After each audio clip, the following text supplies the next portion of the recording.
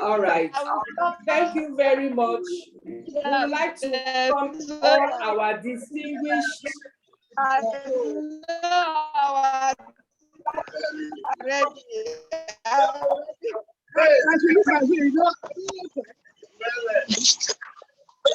Okay. We'd like to welcome our distinguished participants to the day 2 of our program, continuing medical education program on systematic reviews. What we had just earlier was a recap by the rapporteur, Dr. Magdalene Irozuru, and because of time, we have to start today's session. Today, we are going to have assessing the risk of bias, critical appraisal and data synthesis. Then we will have reporting transparently, guidance and checklists. This will be followed by introduction to meta-analysis in systematic reviews. So many people, when you talk about systematic reviews, they talk about, is it not that thing they say meta-analysis is so complicated? I believe our facilitators will uncomplicate it for us today. And then finally, we will wrap up with managing/sharing the information, Mendeley. We've been asked on the Telegram program to download the Mendeley app. I hope we've all done that. I have done mine, and also the assignment that was given on Prospero. So I believe we're going to have a very interesting session today. And without further ado, I would like to welcome Dr. Emmanuel Akpo to give the first presentation on assessing the risk of bias, critical appraisal, and data synthesis. You're welcome, sir.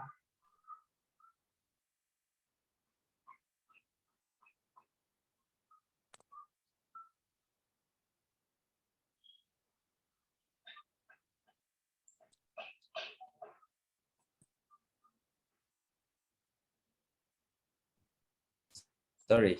Good evening, everybody. Good evening, ma. Good evening, sir. Let me just get my slides. Yes, sir.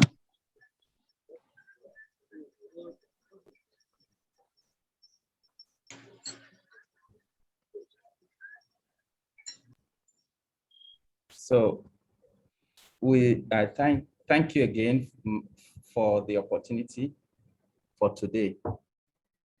Our time is fast spent, so we will see how we can cover. I hope everyone was able to get through the assignments that we gave on the Telegram page. Can we see the slides?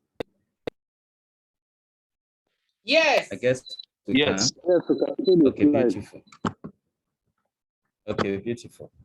So, because I'm looking at using the last part for us again to go through Mendeley and see how we can get by. And so, in assessing the risk of bias, topics that have been mentioned. So we'll start with the risk of bias, appraisal and data synthesis. So what is bias? Yesterday, Dr. Awuno told us that bias is deviation from the truth. I think simply put, that is what it is. It's a systematic error or deviation from the truth in results or in inferences. And they can either be under or overestimated when you are reviewing papers, and the effects may either be small or be substantial if it is cumulative. So it is usually very impossible to know to what extent biases have affected the results of any particular study. And because the results of a study may in fact be unbiased despite a good a methodological flaw, it might be most appropriate to talk about risk of bias rather than talking about bias as it is. we had already discussed the steps, and they have already also summarized the steps to systematic review for us. Here we are now talking about assessment of risk of bias. It is important for us to note that even though we have listed the different steps, at any given point in time, more than one step is usually carried out. So when we talk about the sources of bias in randomized control trials, we are looking at bias in different aspects, ranging from selection, concealment, and information analysis. As we group the persons into the different groups, 2 or more groups, bias can come in. When we talk about selection bias, information bias, analysis bias, publication bias, all those ones are there. So we'll discuss them in a little while. Features of interest in any standard risk of bias table. Of course, there are different things that have been different ways of assessing risk of bias, depending on what we are looking at. People talk about the use of scales, but for randomized control trials, it is preferable not to be looking at scales. So for parallel studies, randomized control trial studies, the features of interest in any standard risk of bias table are the ones listed here. So we'll talk about selection bias, which is sequence generation, and then how the persons are allocated into the different groups, whether the patients or the people involved are concealed, the operators are concealed.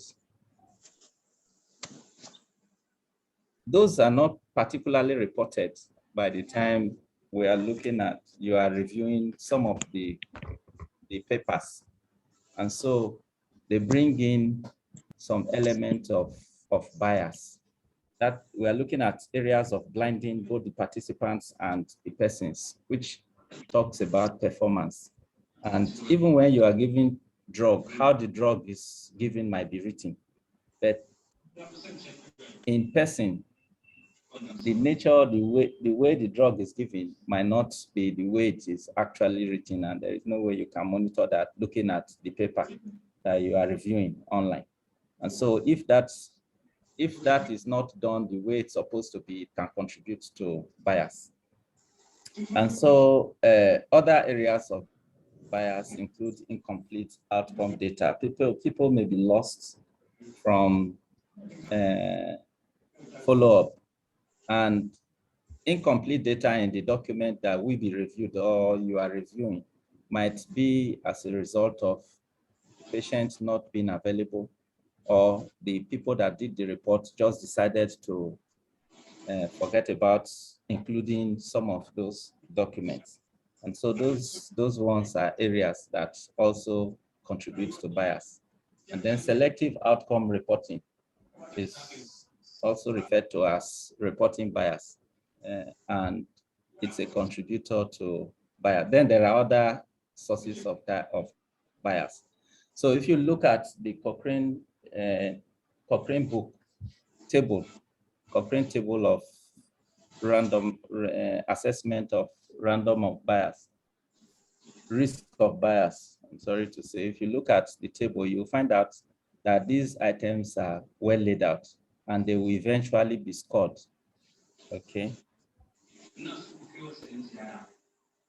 So the other area to look at is the quality of the paper to be included in systematic reviews. So we need to look at what is quality. Quality, of course, refers to the methods that are basically refers to the methods that are used to conduct any study. That is the way the study is done, but more technically, it is the extent to which all aspects of a study design and the conduct can be shown to protect against systematic bias or non-systematic bias and inferential errors. So what it does really is that quality deals more with internal validity.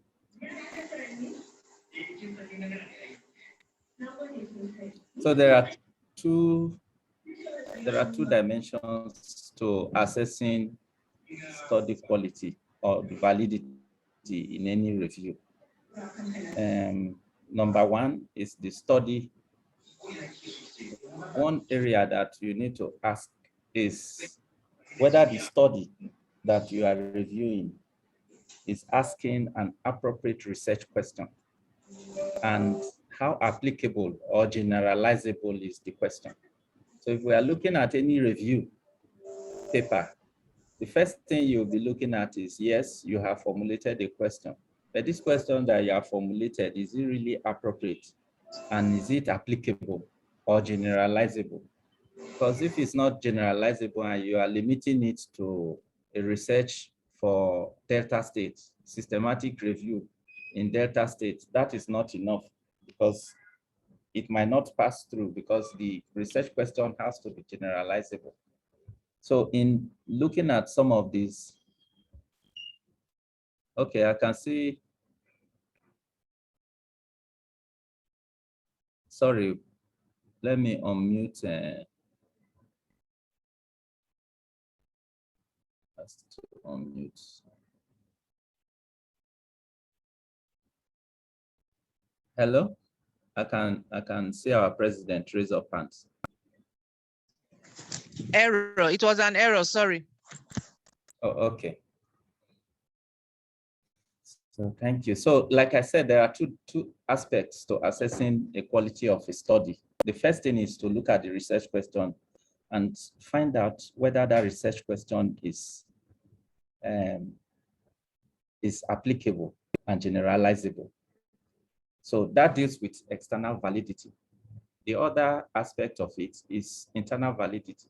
So this particular study that we are reviewing, does it answer the research question correctly?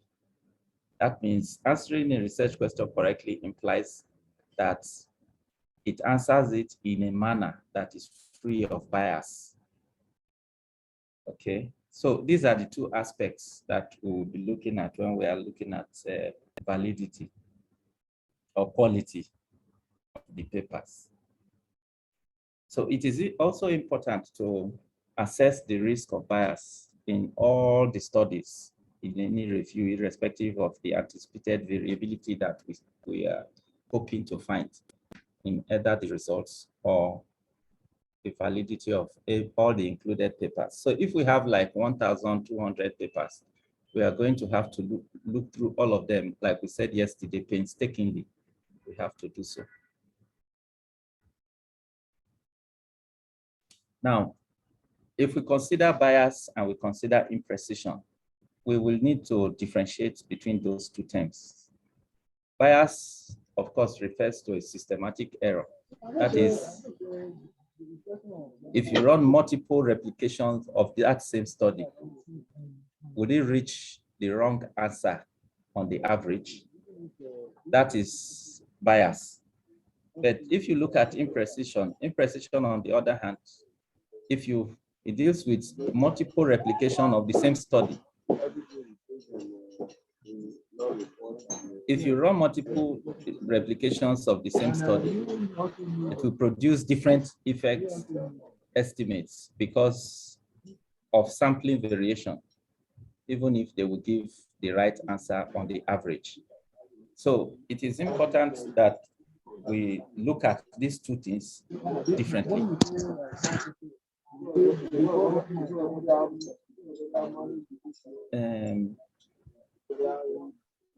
There's some noise distraction at the background. So if the co-host can please help to, yes, thank you.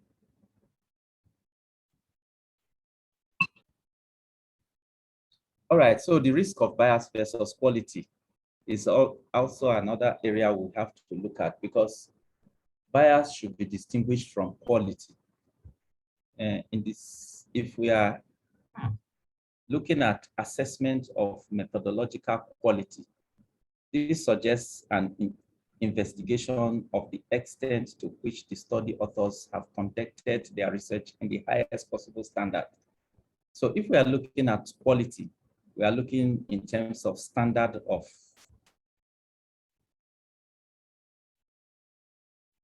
the investigation method. If we are looking at the methodology.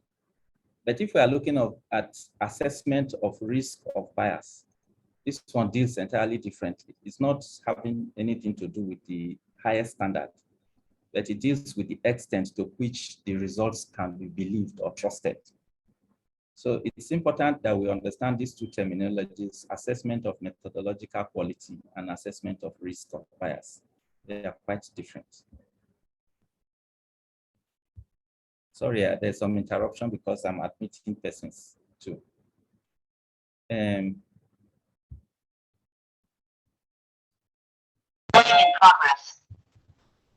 So any study, a study, of course, may be performed to the highest, like I said, the highest possible standards, yet still has an important risk of bias, which by looking at the face of the paper, you may not be able to pick.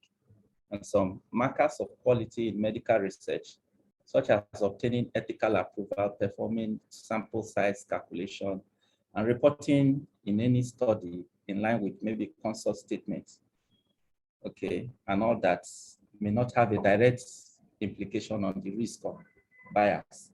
But then there are background risk of bias, because if the individual has to publish and he decides to withhold some of the information, getting ethical approval does not guarantee that whatever was gotten is what was published as the way it was. So those are some areas that we also have to consider as we look at those papers for review. Then establishing empirical evidence. How do we establish empirical evidence of bias? There is a term that is referred to as meta-epidemiology. So biases associated with particular characteristics of studies may be examined using a technique that is known as meta-epidemiology. Of course, the meta-epidemiology study analyzes a collection of meta-analysis in each of the components studies that have been classified according to the study level. So if we have 11 papers, like the document we looked at yesterday, then you look at the different components of what you plan to analyze, and then you analyze them, take the odds ratio, and then do analysis like we have in the next slide. So a simple way of analysis of meta-epidemiologic study is to calculate the ratio of odds, the odds ratio within each of the meta-analysis that we are going to do, or that, yes, we're going to run. And the formula is what I have indicated here. If you take the intervention odds ratio in the trials of those that you say are inadequately or have unclear allocation concealment, we are going to look in a little while the table of risk of bias by Cochrane collaboration. So if we say that in reviewing a paper we have inadequate concealment or we have unclear concealment, so if we have the odds ratio of that and we divide it by those we say that have adequate allocation concealment, then what the ratio gives us is referred to as meta-epidemiology. This ratio of odds ratio can then be combined across board for all the papers in a meta-analysis. So in my second part of the lecture, we will be talking about this meta-analysis and how to interpret the graph in a little while. So such analysis, where we are combining, we are looking at meta. I'm working fast, so we are combining meta-analysis and reanalyzing them using odds ratio, we'll be referring to it as meta analysis. I didn't mention this yesterday. I think we just talked about network meta-analysis. That was what we mentioned yesterday. So types of the tools for assessing quality. We talked about skills, and then we talked about checklist. So if you look at skills are not ideal for assessment of randomized controlled trial papers. Rather, the checklist have been developed for different aspects of, because the persons that are being used on randomized controlled trials are placed in groups. And if they are placed in groups, then we cannot be using skills. So to reduce this risk of bias, checklist has been developed. And this checklist that is developed, we will see the components in a short while, is what we should be looking at using rather than using skills, because the different parts of the skill, you put them together and it gives a summary score, but that is not reliable. So Cochrane has come up with the risk of bias checklist that is domain-based, in which the critical assessments are made separately for different domains, not the skill, using a skill method. So a major difficulty, of course, when you are assessing for risk of bias or quality of the paper that you are going to be looking at, is the obstacle that is provided by incomplete reporting by the authors. There is nothing much you can do about it. And here, if information is not adequately provided and you need to write to the authors to provide you information, it is better to leave it open-ended rather than asking the authors a question, a straightforward question, saying, how did you blind this group of persons, or you did not blind this group of persons? It is better to leave the question open so that they can give you and their own information relative to what they expected to have supplied in the paper. Then you can make your judgments on this side. So the use of skills for assessing quality or risk of bias, like we said, is clearly discouraged. So calculating a summary of scores involves, of course, assigning weights. If we have to calculate scores, weights to the different items in a scale, and it's difficult to justify what weight you assign to what. Why are you assigning this weight to that? So the use of scales, like I said, and score system is not transparent enough, and so it's being discouraged. So collecting information for assessment of risk bias. Where are the sources that we can get information from when we are looking for information regarding risk of bias? One source is published reports, which can be either in journals, book chapters, dissertations, and conference abstracts. And like we said yesterday, dissertations, some of them might not be published. And then we can also get the information from gray literature. I didn't put that here. So we can also get information from trial registers. We can get from websites and published protocol. Published protocol is quite important in the sense that it gives us ideas about current and published work.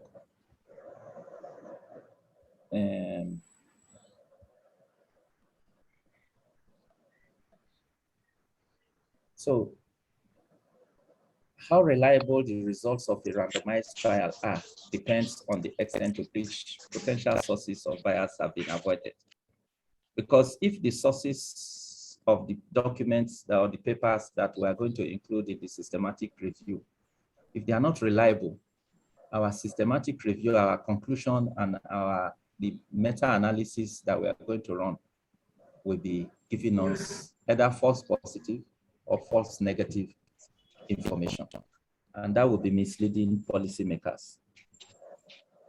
A major part of the review is to consider the risk of bias in the results of each of the eligible studies that we are going to, we think we will be including. If the risk of bias is high, that will not be good a paper to include, because your own conclusion in the review system, the review paper you are doing, will also be wrong. A useful classification of the biases is into these types of what we have listed here, which I think we've mentioned before previously. So the sources of bias is, I've shown something like this earlier, and random sequencing and allocation, concealment, and all that, up to publication of the study outcomes. Sometimes whatever we are getting here might not be recorded in the paper, and you might need to find out. And like I said, if you have to find out, then it's important that you leave the question to the authors open. And if the authors do not respond on time, then the team will have to agree on what decision to do, whether to keep that paper aside or to put it as a near miss or to include it. So these are the different sources of bias. So for, I believe we still have some residents amongst us. So I've just decided to include the definition of the different types of bias. Selection bias, performance bias, so that we can put it on the Telegram page for them to, and attrition bias for them to look through and remind themselves. Approach for assessing the risk. We will have to look at the different types of biases. There are basically 7 of them when we talk of these randomized controlled trials. And all of them have been put in the Cochrane risk of bias tool. And they will have to be scored, okay? And then put in a plot format or put in a graphical format.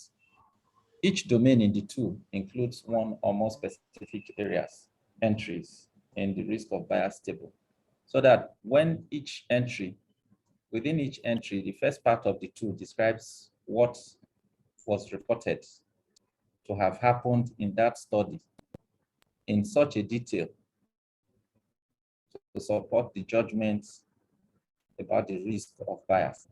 So we're going to have to classify, in looking at the paper that you are reviewing, you're going to have to classify the risk of bias into low risk or high risk or some concern. Okay. The terminology some concern has just been recently added. It was not some concern that was earlier used. But we should note this this change that has just been made in the Cochrane risk of bias table. So this is how the table looks like. I'm going to share it in the Telegram page for systematic review collection. So if we look at this, this is an Excel plot sheet. If we look at the upper part of it, we will see bias. This is the reviewed one, not the risk of bias one. You will always see risk of bias 2 assessment form. If you look at it, you will see there are different aspects to it. You have risk of bias 2 assessment form, summary, figures, and then generating a view, discrepancies, and all that. If you look below, you will see introduction, you will see results, summary, figure, the figures, you'll see them this way. So if you click on each one of them and you make the entries and you generate your results, then you'll be able to get the graphical, you'll get the graphic representation of the entries that you have made on paper. Now the document also has a manual that is here that we can see obviously. If you click on the PDF one, it brings out how you will use the risk of bias Excel sheet. If you open it, this is what you will see. Then entry can be made into the different aspects of the form.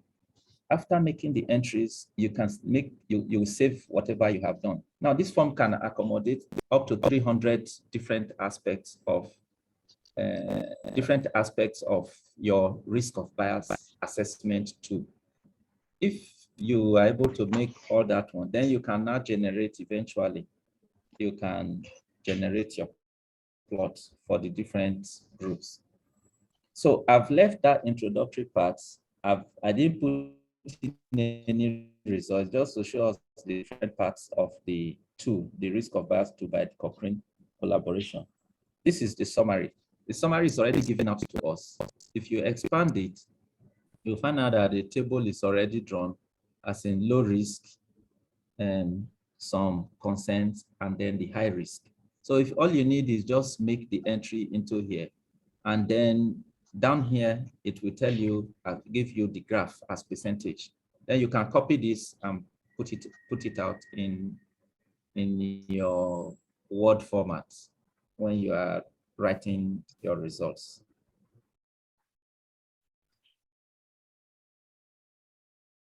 Now, this also has to do with assessing the concealment, because I've gone to another component of it besides the next thing after this. There are columns that are here. We will talk about this much later. What it displays after you have made entry into this part of the form, what will come out eventually, and how to interpret it.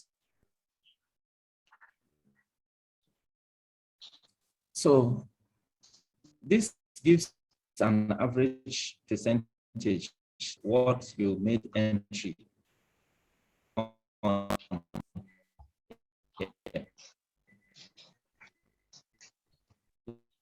Your ID and all that, you've made your entry.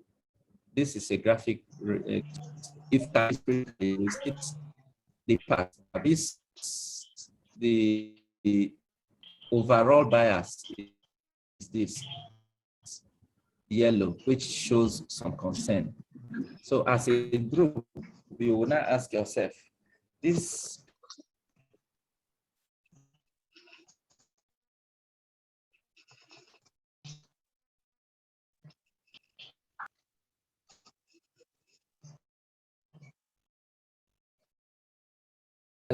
hello, am I back?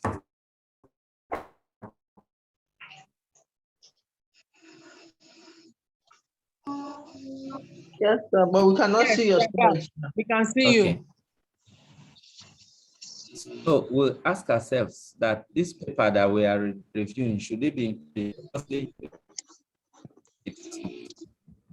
The eventual result, our remark at the end of the day might not be favorable for policy making, for practice, for best practice. The worst part of it is when the whole thing is reading red, high risk. Like this one, we are obviously seeing that randomization is high risk. So we would not like to actually include this kind of paper as part of our study for systematic reviews. So I didn't input into this chart, the former chart I discussed earlier. Yes, into this chart. So by the time we make the entry and then we run it, it will come out this way. Now, these different columns each of them stand for the different components of the bias that we are looking out for, like the randomization process, blinding, and all that. Each stands for all that. So at the end of the day, the summary of it is low risk or some concern. or high risk. So should we take or we should not take? And this is how the whole thing is done. So the risk of bias, I put this one because this was the first tool that the Cochrane Review collaboration used. And I said that simply they have changed the term from unclear risk to some concern. If we look at the lower part of this, you will see that first edition of the risk of bias 2 of, but the current one is now the term currently being used is some concern. So please let us note that. So if we look at the different papers, we can see that if you look at this paper 1, paper 2, paper 3, paper 4, in that order, and you plot the whole thing in a graph like this, merely looking at them, whether randomization is okay, selection is okay, blinding okay, way, make a judgment and say, fine, this paper can be included or this paper cannot be included. So, but there are some elements of quality in the study that are difficult to assess.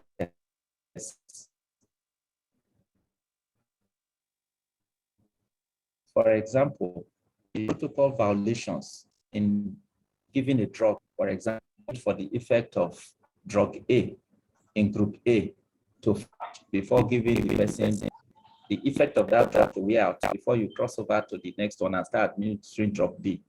But that whether that was actually done and for how long they waited, it is difficult to assess that from merely looking at the manuscript that is right in front of you.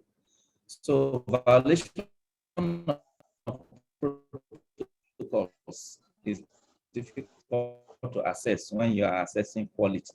Then the quality of record keeping, what is actually documented was done in the field. The degree to which the reports reflect the actual study is also difficult. And whether there was some falsification of facts in order to make the results that are published to be statistically significant, you cannot prove that by merely looking at the manuscript, by merely looking at the paper that you are reviewing. Whether there were fabrication of results, you cannot prove for that one. So this aspect of quality are difficult to assess. So in summary, if we are looking at the whole thing, it's good not to use scales. We should focus more on internal validity, assess the risk of bias in trial results, not necessarily the quality of what they reported or the methodology. As we should assess the risk of bias requirements by judgment and choose theoretical and empirical considerations and focus on the risk of bias in the data and report outcome specific evaluations for the risk of bias. Now, let me just quickly talk about appraisal and synthesis before I allow the second speaker to come on. So what is data synthesis? Actually, a stage in systematic review process where extracted data, that the findings of the individual papers, individual studies are combined and evaluated. That is the process of synthesis. So it determines the outcome of the review that you are going to make eventually. All right. Only one is quantitative and the other is qualitative data synthesis. The way that the data is extracted from the studies and synthesized and presented depends on the type of data that is being handled. Now, for quantitative information, if you have quantitative information, some of the more common tools that are used to summarize the data will include grouping of similar data. That is presenting the data results in tables or in charts, either pie charts, for example, or in graphical display forms, like the Forex plots. So for quantitative data, these are the methods that you will use to put them together in a single format. So if you have qualitative data, then we can be looking at using text format to describe, that is using words to describe, or using content analysis or thematic analysis to talk about it. Whatever the tools that you choose to use. The general purpose of extracting and synthesizing data is to show the outcomes, the effects of various studies, and identify the issues with the methodology and the quality of the paper being reviewed. And that means that your synthesis might need to reveal the number of elements that include overall level of evidence in the findings that you are eventually put at. And what's the positive effects of it? I've looked at what is the positive effect and what these effects are based on. It's quite important. Those are the things you are looking out for. How many studies found a relationship or an association between two things, positive thing or negative thing? How many of the papers, what percentage of the papers that you have reviewed have this association?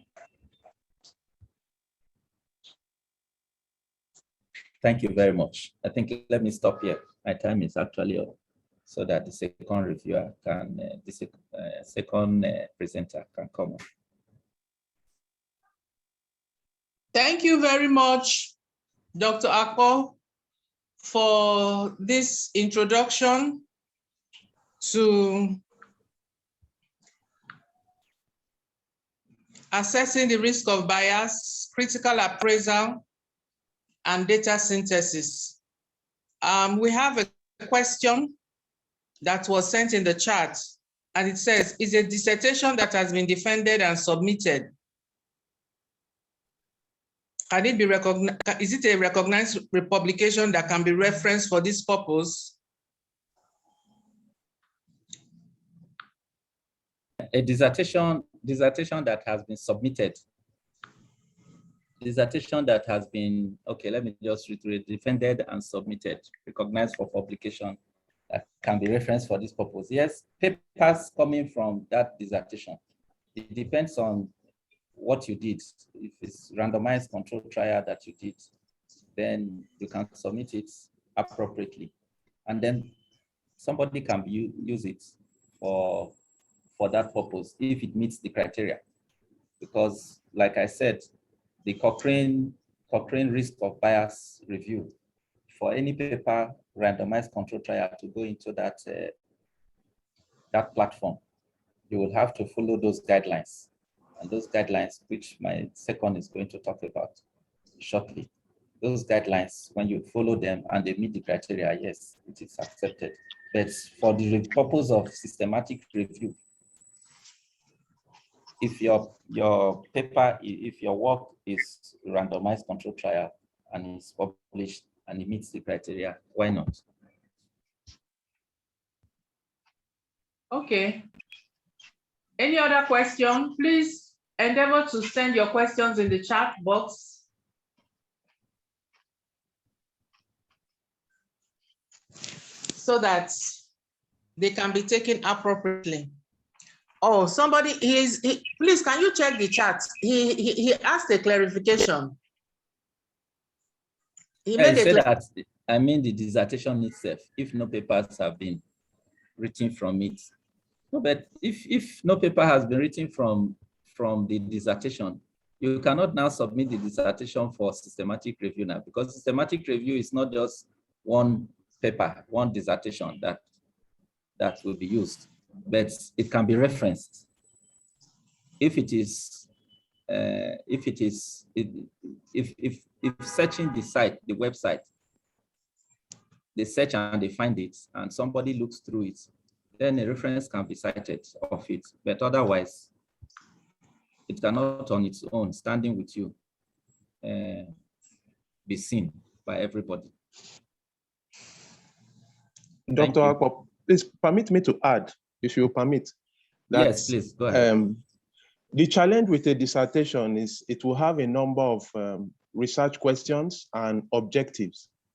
And in a dissertation, we're trying to integrate 2, 3, or 4 objectives into a book. But when we're talking of a meta-analysis or a systematic review, we are guided by a single research question. So if from your dissertation you have brought out papers that speak to your specific objectives, it's easier to include it in a systematic review than the whole dissertation, which has about 3 objectives that it's supposed to fulfill. So it's better to get it published and then that publication as a paper used for a systematic review. But can it not constitute some of the great literature that we've been referring to? Yes, it can. It can. It can. It can be part of the grey literature if it is submitted to the grey site. And if it meets the criteria. Yes, The criteria, it's a criteria yes. issue. It's a criteria issue. All right, so thank you so much. We are going on to the next presentation, which is by Dr. Awuno.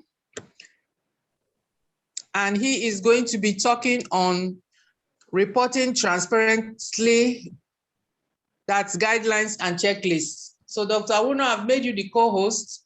So kindly share your slides so that we can go on with the next presentation. Thank you. All right, thank you, Ma. So good evening to the organizers and participants in this training.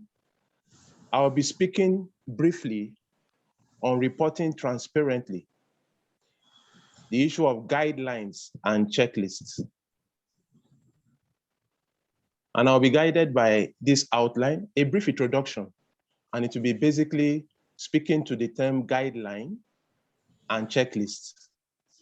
And then I'll be showing you a flow diagram from the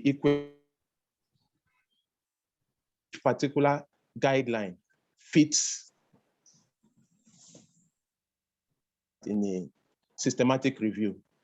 And then finally, I'll be concluding. Now, what this presentation will not do is to pull out the individual guidelines and go to town, because some of them have items as much as 27.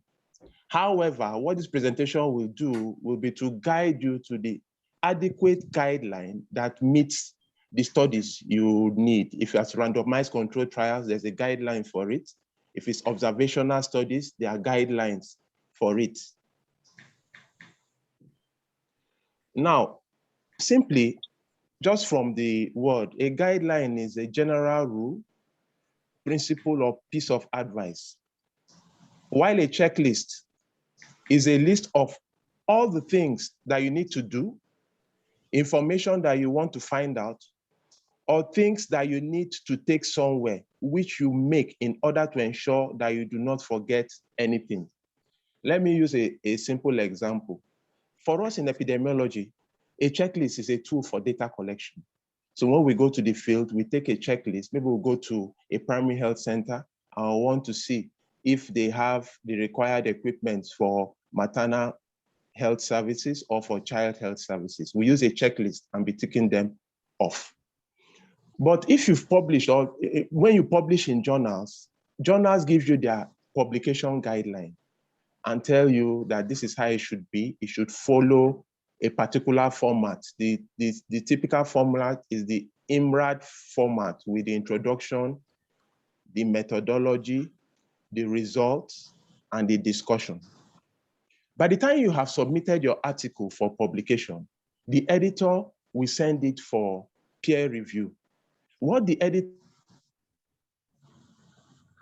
is a checklist, and it's based on that checklist that your article will be assessed.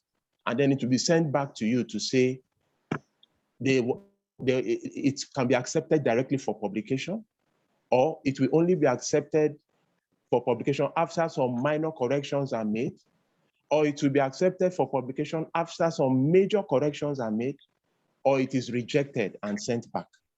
So it takes a checklist to be able to pick that. But what you see in the journal, in advertising the journal, is a guideline of the submission requirements when you are submitting your paper. Another example I like to use for guidelines versus checklist is when we are teaching our undergraduate and postgraduate students research methodology and taking them through the steps of how to write a proposal or how to go through a dissertation. In fact, the department or the postgraduate school might come out with a guideline of how a dissertation should look or how a proposal should look. However, by the time this is done and the particular candidate has to present to a panel, the people that will assess him on that panel will be given a checklist to be able to say, this will give this score. And at the end of the presentation, they can say this proposal has passed, or this proposal has failed, or this dissertation has passed, or this dissertation has failed. In line with systematic review, remember, a paper has already been published. So we're dealing with data at a secondary level. But we also have to have guidelines and checklists to be able to do our assessments, to know what fits into that systematic review and what doesn't. Now, there's the PRISMA guideline. A lot of you will see a lot of funny names, but they are actually born out of acronyms. Check it. So the PRISMA talks about preferred reporting items for systematic review and meta-analysis guidelines. So your meta-analysis or your systematic review should come in a structured form of showing the background, the objectives, the data sources, the study eligibility criteria, the participants, and intervention. Remember, you are extracting from these individual works to be able to, as the previous speaker spoke, synthesize. So the background has to be clear. Where was this study carried out? The objectives have to be clear. I told you that the objectives derive from your research question. And remember, the research question guiding the systematic review will also direct us to the studies we are going to take in to the systematic review. The data sources. How was the data collected? Where was the data collected? Was it from a repository? Did the person have to go to the field, administer questionnaire? Did the person have to take samples and take measurements? Study eligibility criteria. It's important to know the study population and then know what made people fit into this study and what put people out of this study. The participants themselves, and then the specific intervention. Then how was the study appraised? The previous speaker had given us a very nice setup using Excel to be able to appraise our studies and the results presented, the limitations. Now, as was said earlier, there are some things that no matter how painstakingly we go through a report, we might not be able to pick. Issues of underreporting, issues of fabrication, and issues of falsification.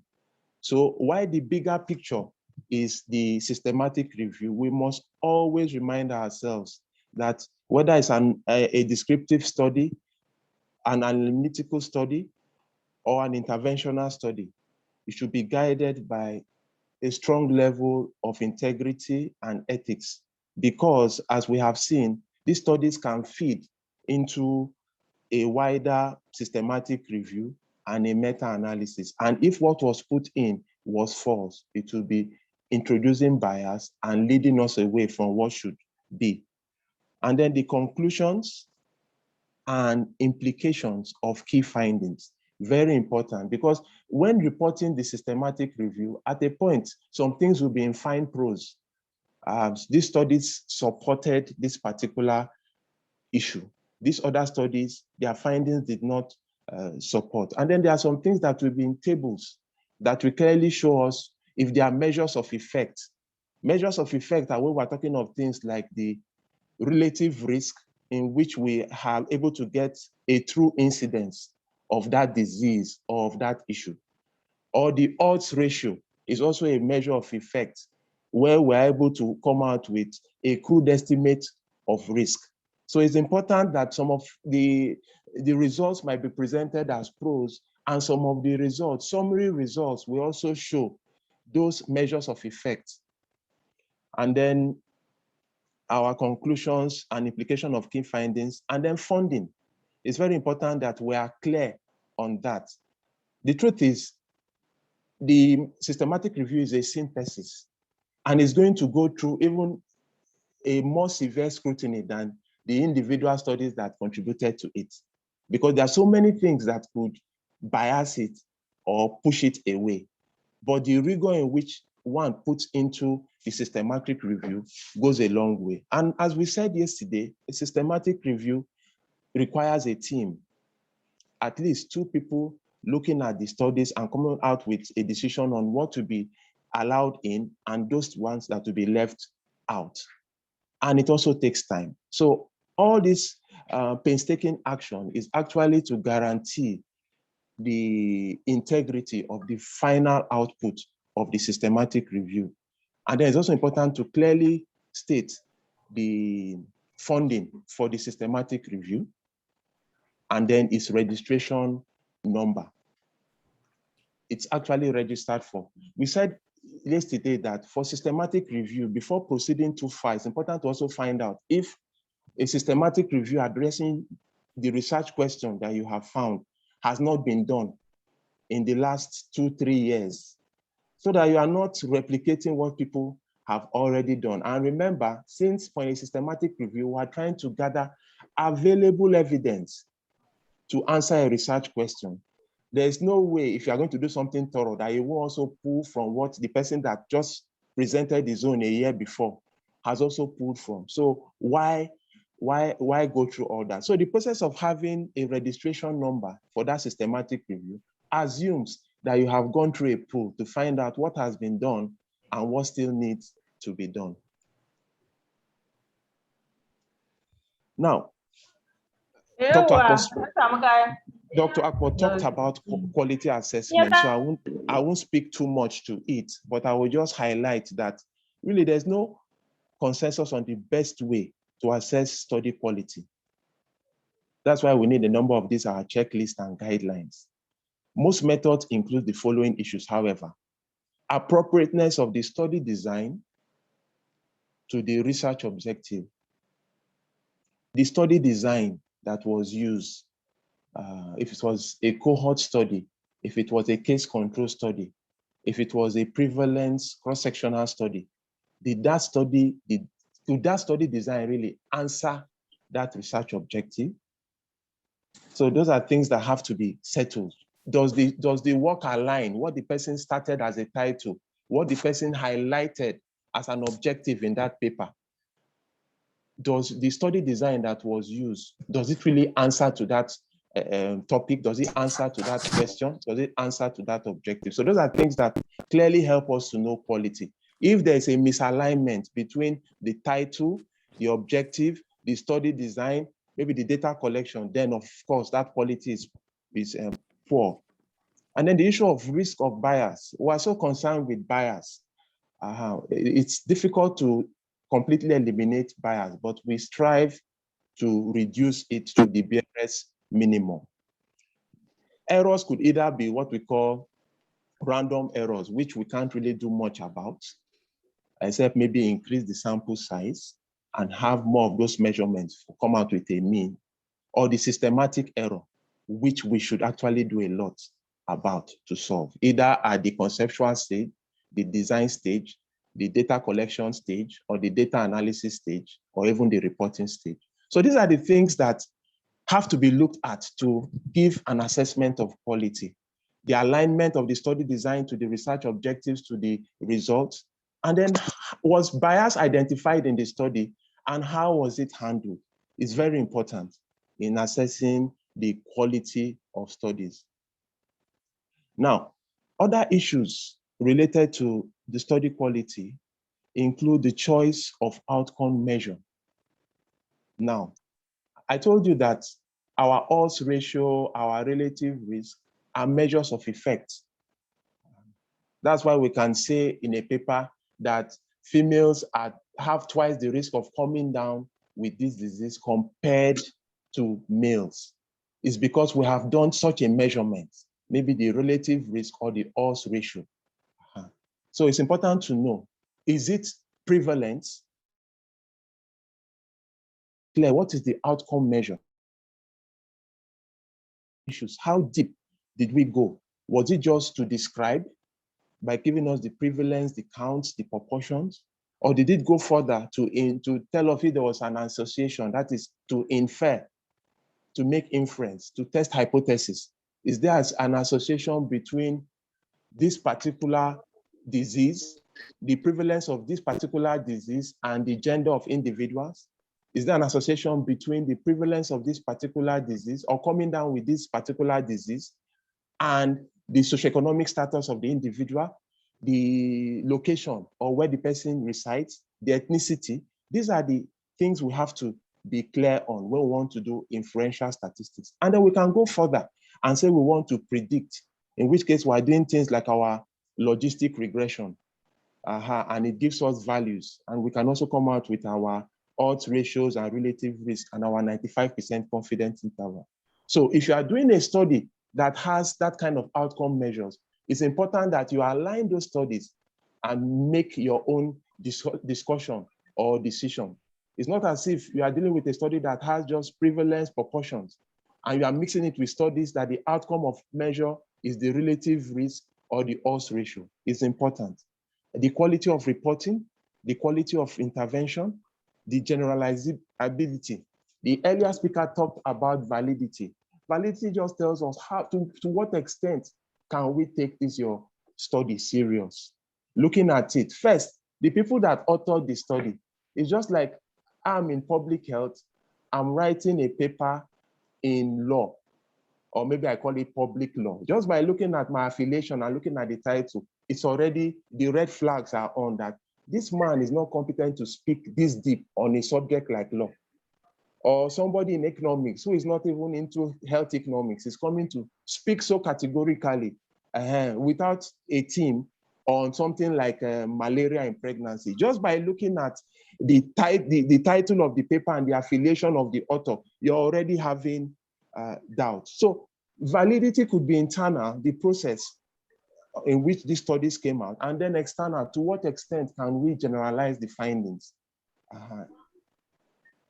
And ultimately, we said the systematic reviews are supposed to help us come out with improvement in practice, guidance to improve practice, or guidance to speak to policy. So that's the big picture. It's not enough to be aggregating papers. We want to make it improve our practice. We want to make it improve our policy. And our clinical practice guidelines are actually born from a number of these systematic reviews. Fine, I'll be spending some time on this flow diagram by the Equator Network. And it simply tries to tell us what, just by asking questions that demand a yes or no answer, which particular guideline, or as the case may be, checklist will help us handle the systematic review. So let me start from the top and flow down. Equator Reporting Guideline Decision 3. Which guidelines are relevant to my work? There are some systematic reviews that actually include some studies that were purely quantitative and some studies that were also purely qualitative. It's important that the tools that are used, even in analyzing them in the systematic review, are clearly stated. And this flow diagram, this decision tree, will help in knowing. As I said, I won't go into breaking down what these acronyms mean. At the end of my presentation, there's a click in the conclusion that gives you a whole list of all these guidelines. So we start with was the research on humans? The question now is, was the research on humans? The answer is either yes or no. If it's a yes, the next question is, did your research generate quantitative data? If it's a yes, the next question is, did you combine and analyze, that is in a review, the results of previous studies? If it's a yes, the next question is it a review of observational, that is cohort, case control, or cross-sectional studies? If it's a yes, the guideline you are going to use is the MOOSE, the MOOSE guideline. And so it's going to give you a checklist on the items that is very important for you to include in that your review. If it's a no, that is, if that review is not an observational study, you use the PRISMA guideline. Now, did you combine and analyze, review the results of previous study? If it's a no, we move along the right. Was your study a randomized trial comparing 2 or more health interventions? If it's a yes, you use the consult guideline. These things are well spelled out. If it's a no, you proceed further.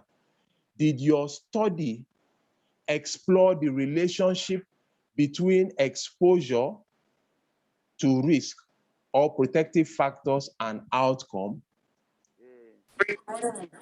If it's a yes, we use the strobe guideline. And then if it's a no, please can we mute ourselves? It is a no. Did you compare the accuracy of a new or alternative diagnostic test against an established one, a reference standard, almost like a screening test? If it's a no, we go further. Did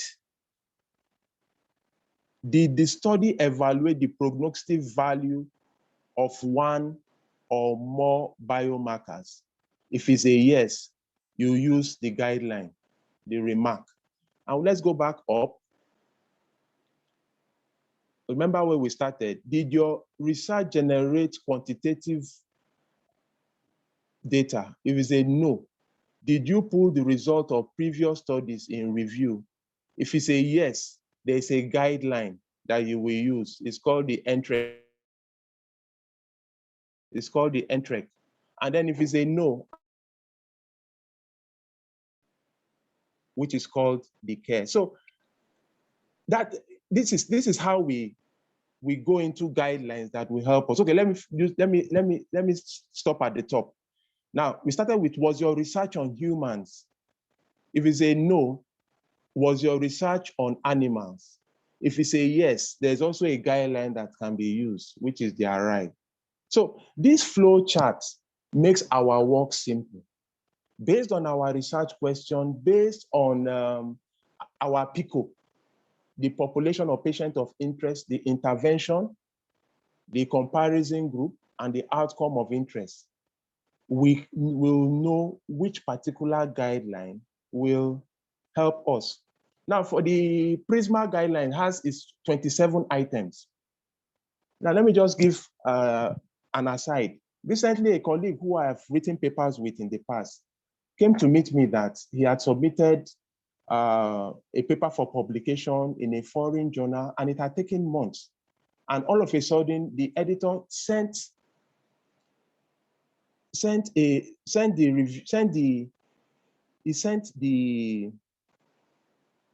paper back and attached the strobe statement. Strobe statement is actually also used to review papers. Sent a strobe statement, and he was sort of upset that after all these months, the editors didn't even deem it fit to look at the paper and make their comments.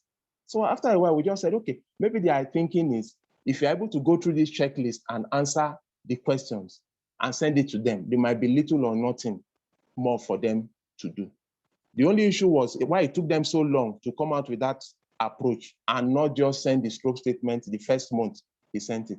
He did those corrections, adjusted it. Remember, there was no comment on his paper. Adjusted it, sent it back. I think he just went through one cycle, and within a month, his publication was ready. They were going to publish that paper. So this checklist, the guidelines, help to be able to sharpen what we report in our systematic review. And to a large extent, it will also help to prevent rejection when the systematic review is completed and sent for publication. Ultimately, a reason why we're doing this systematic review is so that our work will be published. There's no need to spend months doing a systematic review and leave it somewhere.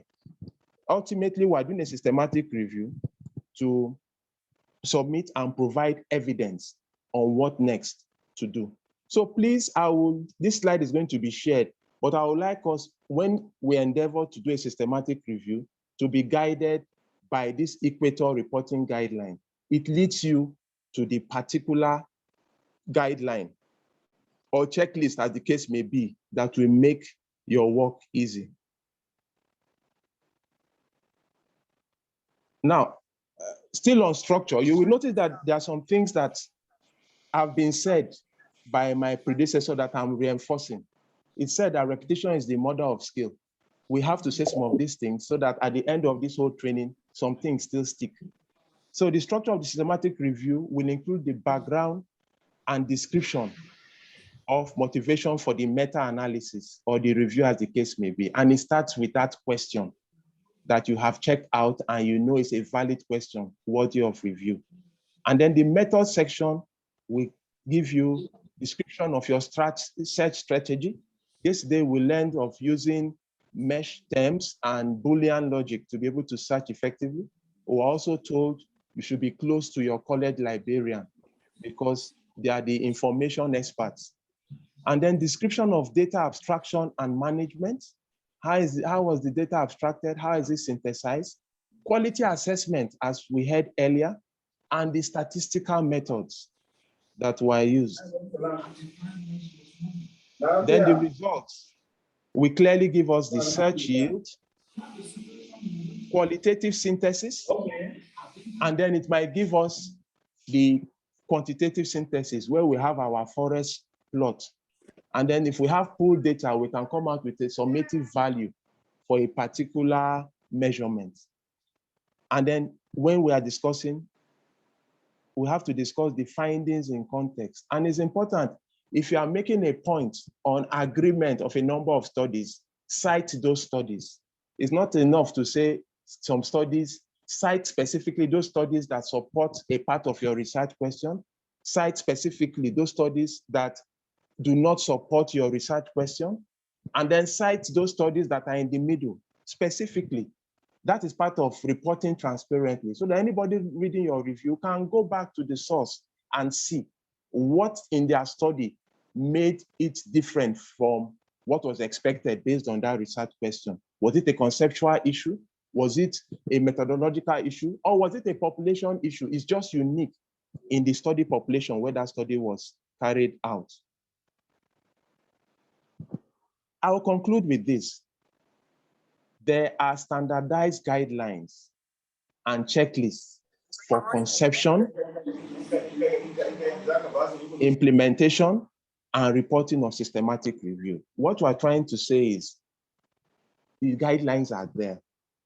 It's just like the issue of using the internet. It has become so ubiquitous. Sometimes one is tempted to call a peer who is more ICT compliant or a younger person, when all he needs to do is to Google the issue or YouTube the issue and it pops out. So also with the issue of our systematic review, to a large extent, that particular research that you want to do, there is a checklist that will best answer on how studies will be better gathered or better reported or better assessed. And then we say that there is no need reinventing the wheel. Just use these guidelines as appropriate. It would be nice to say I created one, but I didn't create any, but I used them as appropriate. So let's use them. Some people, expert groups have helped to do these guidelines, and they are constantly in revision. Prisma has a 2020 revision. 2 years from now, there might be another revision. So we can't afford to be dated with regards to these guidelines. We must always seek the most current and be guided. And finally, I attached a link where a number of these guidelines are, and you just have to be clear on what you want to achieve. It will take you to the guideline you can use. I want to thank you all for listening and for your time and attention. Let us report transparently.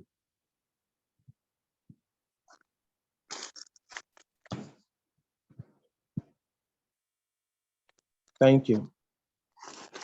Thank you very much, Dr. Awuno, for these guidelines that you have shared with us, as well as the checklists. And when you were talking about checklists, I was wondering if you were going to touch on checklists for critical appraisal, such as CASP. Okay. I do not know whether you've come across the CASP checklist. Okay. Yeah, thank you. Thank you very much, ma. As I said, my approach to the issue of checklists is I'm actually directed by what I particularly have to do. So for the critical, I was actually limited to the issue of the systematic reviews. But for doing a critical appraisal of literature, yes, there are checklists like what you have just cited, the CAST.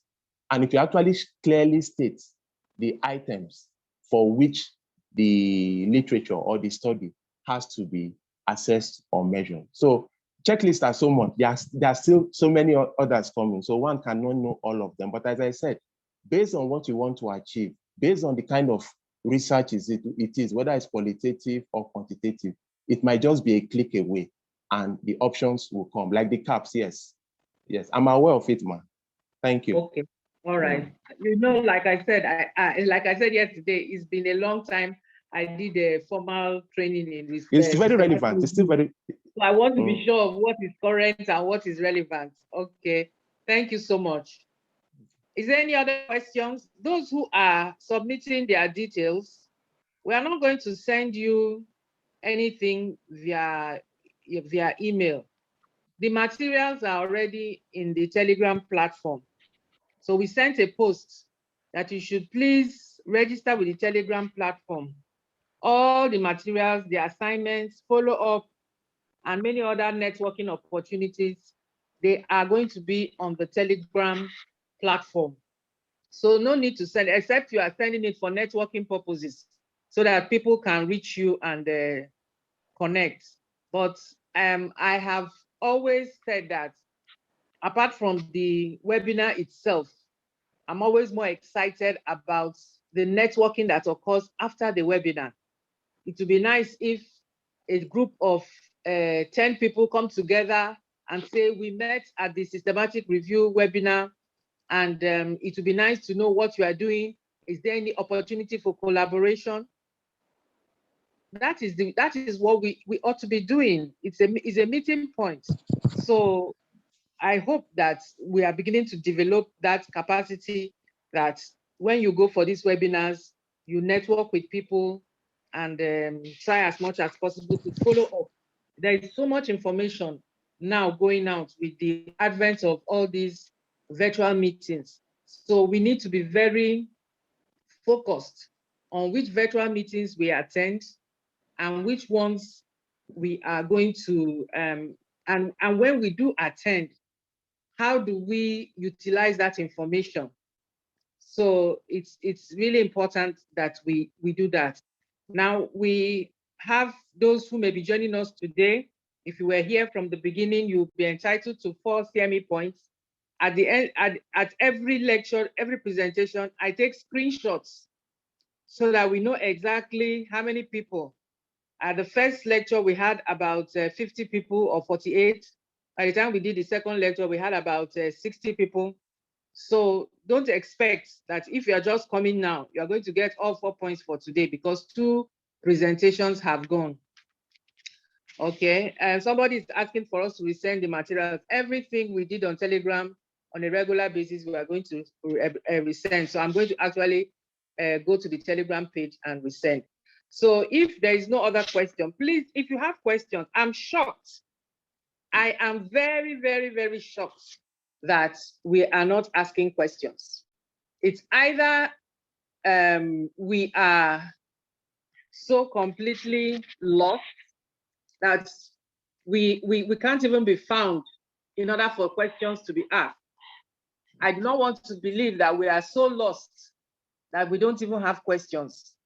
We need to ask questions. Systematic review is a very detailed, is a very complicated, a very difficult thing to study.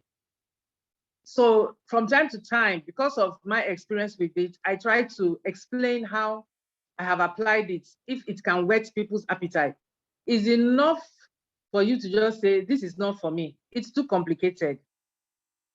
This is not for me, and you just run away.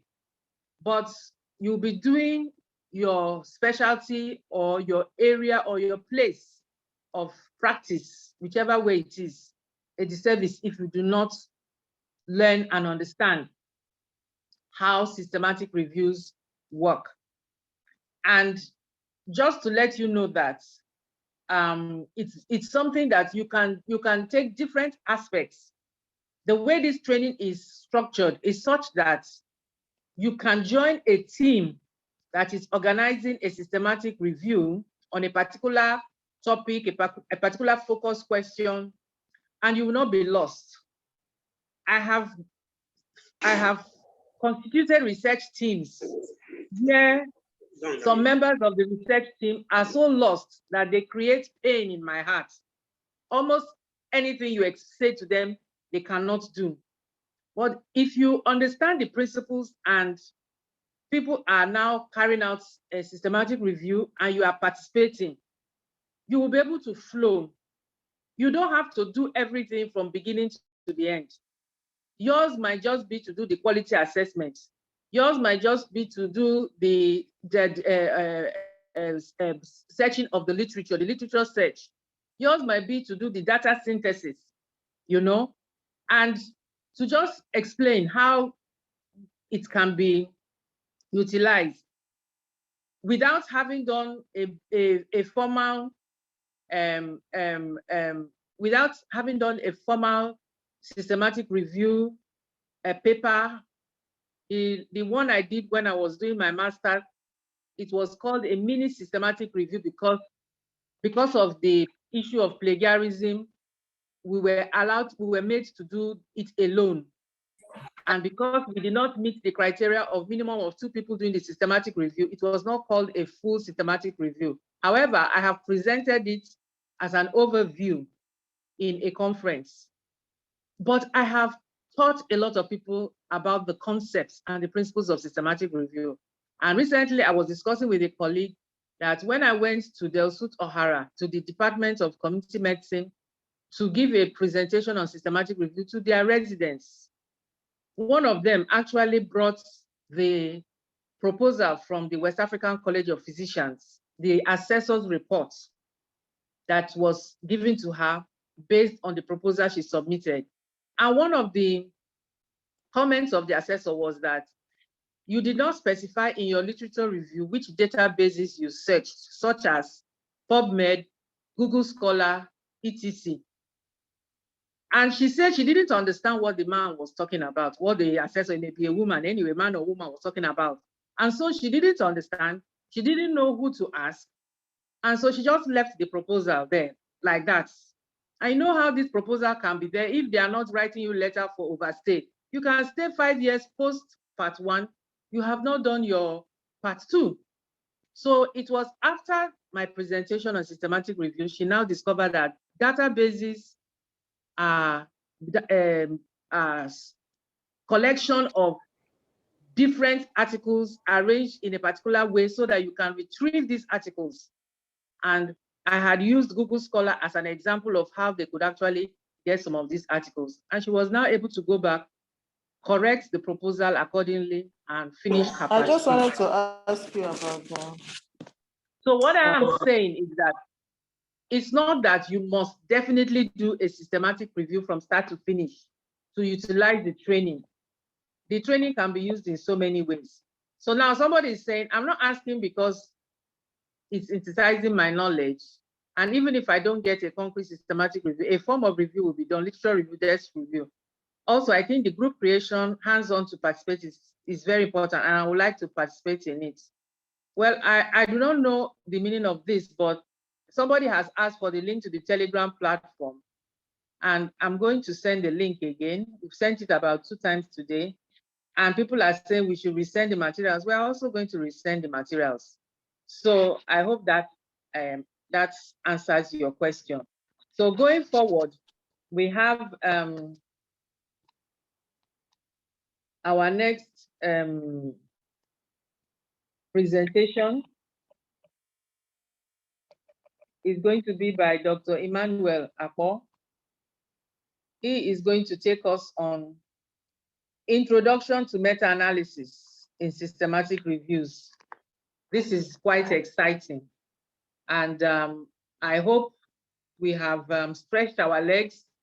Even if you are sitting before your device, take time to get up, stretch, drink water, because sometimes you get dehydrated with the heat that is emanating from the devices.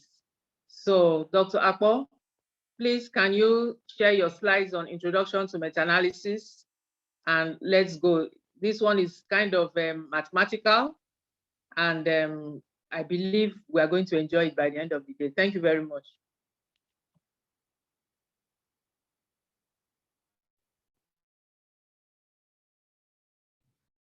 Okay, thank you very much, Ma. Okay, let me share these slides.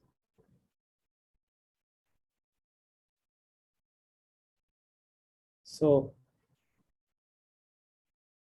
I want to thank everybody for still being around till this time.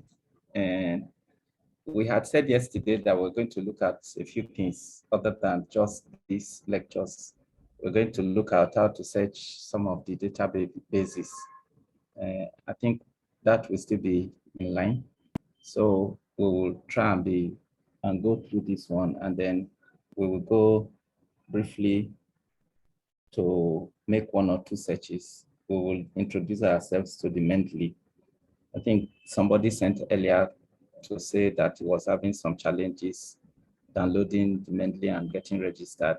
That was why I had to post the link on how to get it done and how to link it to the Microsoft Word. So like President has said, we're going to repost all of them, all the posts that we have posted before, and we'll add some more as we go along.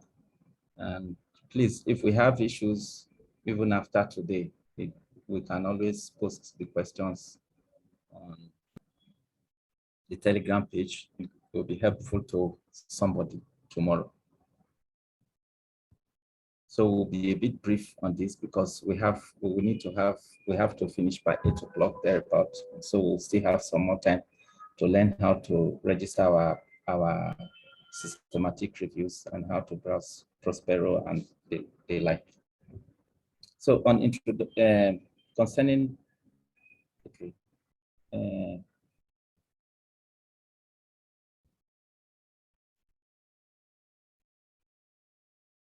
so we just defined synthesis in our earlier lecture.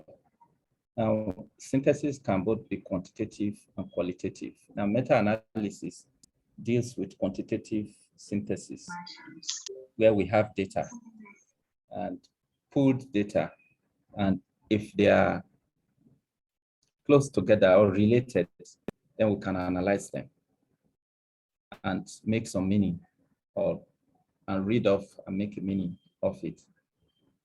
So in quantitative systematic reviews, sorry, 1 second. The data is presented statistically. Typically, this will be referred to as meta-analysis. There is something I mentioned yesterday, and that is network meta-analysis, which is slightly different from meta-analysis itself. And it's important that we note what network meta-analysis is that term. And that is if you have two drugs, for example, drug A and drug B, and you have a third drug, drug C. Now you have studied drug A and you have studied what is the relationship between drug A and B. And you have also now studied in another study the relationship between drug B and drug C. So you pull those two papers together and indirectly study the relationship between drug A and drug C in your synthesis, in your review. That relationship that you are studying in your systematic review is called network meta-analysis. So I think I should just mention that one so that as in passing. So the usual method that is used to combine and evaluate data from multiple studies is what we are referring to as meta-analysis. This is usually done in order to draw conclusions about outcomes, effects, shortcomings of the studies, the pooled studies, and or the applicability. And we are saying this because the policymakers will have to rely more on systematic reviews in order to draw conclusions. And that's why our president is so particular about this systematic. In fact, she has burning desire to ensure that systematic reviews are carried out in this in the country. And I was just, anyway, I think I gave that as an assignment to know how many systematic reviews we are currently having going on and those that have been published from the country. And if you tie that to the total volume of systematic reviews, you find out that we are nowhere. So we will be happy to have from this group lots of persons that will be interested in systematic reviews, and so that we'll come together and see how we can work that out.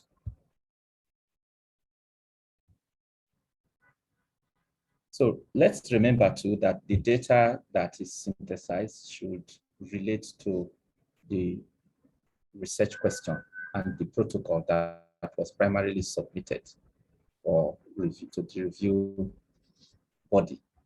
That is the plan that we primarily submitted. In the case of quantitative analysis, the data that was extracted, synthesized, will primarily relate to the method that was used to generate the research question. We have spoken about PICO as the method for generating our review question. Now that we want to do our analysis, we must not forget relating to our PICO. Whatever quality appraisals that we took during the analysis stage, all those must be put together as we run our quantitative analysis. So one way of accurately representing all of the data that we have talked about is putting them together in form of a Forex plot. Now, Forex plot is a way of combining results of multiple clinical trials in order to show point estimates that arise from different studies of the same condition or the same treatment. And if we give an example, I've just posted a video to the Telegram page about Forex plot, where you talk about people using helmets or not using helmet where they are driving. Is which of them is better? Is it advisable to use helmet or not advisable to use helmet? So different studies on the use of helmet has been published globally. So if we want to now take a review of that, we now should, is it necessary to wear helmet or not to wear helmet? That's the summary of it. And you must have evidence. If you have some evidence, then policymakers can now say, okay, from age this to age this is advisable to wear helmet. From age this to age this is not advisable. Or all age groups should put on helmet. It is as a result of these reviews that those policies can come out. And it's quite crucial that will look into these areas. So there are some components of the Forex plot, because when you have put all your data together, you are now going to put them in a graphic format. And so we will just look briefly at this component of the Forex plot, and that is the graphical representation of the pooled data. And like we have always said, you cannot be pulling data that do not talk about your related question. Neither will you be pulling data that are biased, because if you do pull the data that are biased, at the end of the day, you find out that your results, your interpretation, and the results will also be biased and will make no meaning and will send the wrong signal to policymakers. So a Forex plot comprises of a graphical representation and often a table. The graphic display shows the mean value of each of the trials that you have looked through in the document, each of those papers. And often too, with the confidence interval. So I will show us a diagram just now. We'll see that we have both horizontal and vertical lines. The horizontal bar that we're going to see talks about the confidence interval. And that talks about the outcome measure in the studies that you have reviewed, okay? And then we also have a vertical line. So the horizontal line talks about the outcome measure, and that's the confidence interval. The vertical line talks about the line of no difference. That means there is no difference in the study. So if we find anything that falls within that line, it means that line is telling us, that study is telling us there is no difference between use of drug A in this group, use of drug A or no use of drug A. So what Forex plot actually does is that it takes all the relevant studies asking the same question, and it identifies a common statistic in those papers and displays them in a single set of axes in the graph. And it's important that we understand this, because in the earlier days, interpreting in fact, when I see the pictures, I get scared. What's the meaning of this? But it's important we understand what the components of the Forex plots look like. Now, doing this, applying the Forex plot, plotting the Forex plot allows us to compare directly what the studies show and the quality of that results, all the results in one place. So by merely looking at the graph, we can say this and this is what it shows. So this is basically what it looks like. And there are 6 components we can see from here, from this table. So if we look at this diagram, the plot is what is here when they talk of relative risk fixed, and that is the mean. So we are here seeing both horizontal and vertical lines. Sometimes it becomes really difficult to understand for those who are still junior to understand what this graph means. But if we look at the left, we see study IDs. So we see here we have 3 studies that have been included in this plot, analyzed. So after reviewing the total sum, the total number of papers, these reviewers only found 3 articles that met inclusion criteria. And those 3 articles were analyzed in form of, and they are similar. And so they were analyzed and brought into this, this format. So we see the ID, we see the intervention group. This N, small n over the big N, the small n represents the number in the group with the outcome. out of a total number of 31 persons. So, and then in the intervention group, then we also have the control group, 2 out of 133 people in the control group. That is for this rolling 2000. And then this plot was drawn. So we'll take a look at what this plot means in a short while. Then a percentage of what this contributes to the total of the persons, because we look at the total members in the group, in the 3 groups, because we are running an analysis. So we are taking the entire papers that met the criteria and summing the total number of patients that are there together in both the control group and the non-control and the intervention group. And then we say, okay, in this, our study, we have a total of 512 persons in the control group and in the intervention group and 542 in the control group.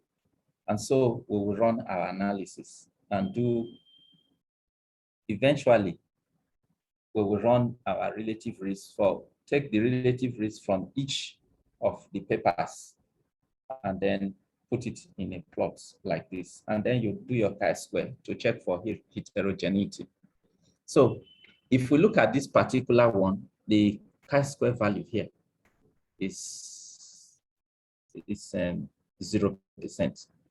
And so we use fixed effects to look at the whole thing. So we will describe what the plots look like. We will come back again to this table in a short while. So, but if we look at the Forex plot, it has its own pros and it also has its own cons. But there are 3 main things that we need to assess when reading any paper that has metal analysis. Number 1, we are looking at heterogeneity.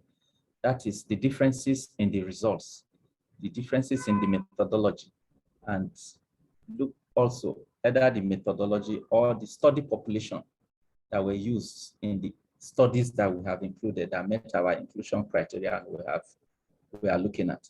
So if we look at this one, we only included 3 papers, and those 3 papers, how heterogeneous were they in relation to the differences in their results, methodology, and the study population?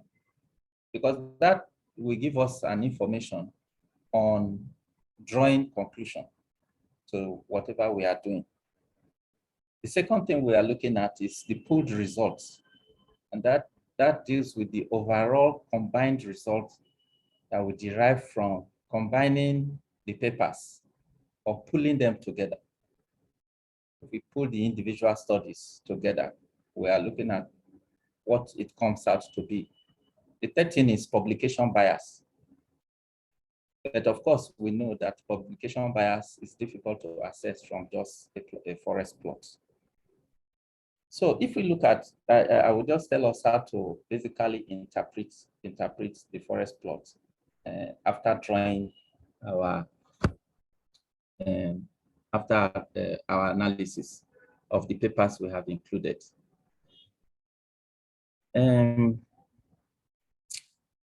The horizontal line, like we said, deals with the odds ratio or the relative risk. So we get the odds ratio and the relative risk from the documents that we have, the papers we have included in our studies.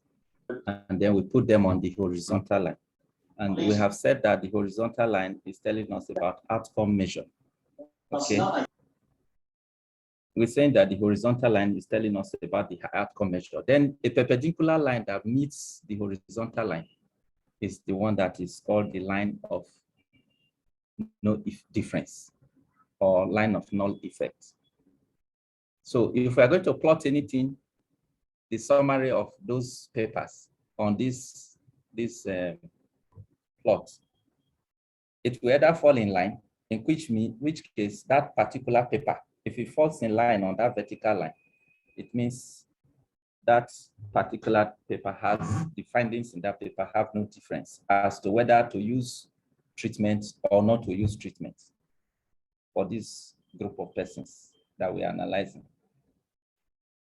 But the further the average, the mean, is from that effect, that vertical line that bisects this horizontal line, the further it is, whether it's moving to the left or moving to the right, the further it is from this center, it means the more the effect of that intervention. So if we look at, if we take a look at this one, we will see that we have included 3 studies. And we are looking at movement to the left and movement to the right. Movement to the left favors the treatment. Movement to the right favors control. So the further the mean of that paper is, because there are 3 documents here. Let's leave out the height. If the higher this thing is from the horizontal line, does not matter. What matters is the distance between the vertical line and the square box that we are seeing here. That is what matters. The further the square box is away from this vertical line, the more the effects. So if we are drawing it towards the left and the further this is more towards the left side, then that favors the particular intervention that was given. The further it is towards the control side from the midline, it favors the opposite aspect. So the horizontal, the 95% confidence interval.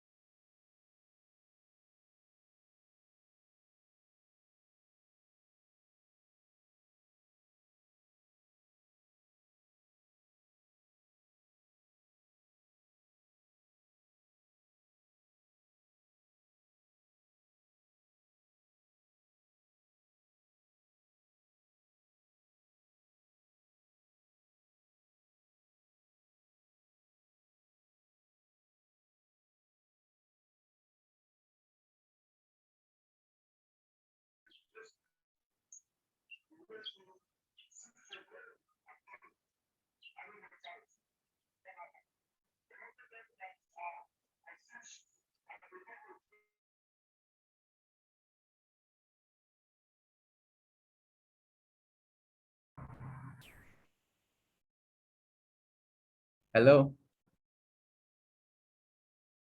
Hi, we can hear you. Okay, beautiful. Okay, beautiful. So thank you very much. So the further, like I said, if we have 31 papers, we are expecting to see 31 of these boxes plotted. If we have 15, we're expecting to see 15 of these black boxes. And so the nearer the box is to this vertical line of no effect, that tells us that the effect is minimal. The further it is, tells us the effect is much more. So if we look at this previous one, we have said movement to the left side favors treatment. Movement to the right favors control. Now we see these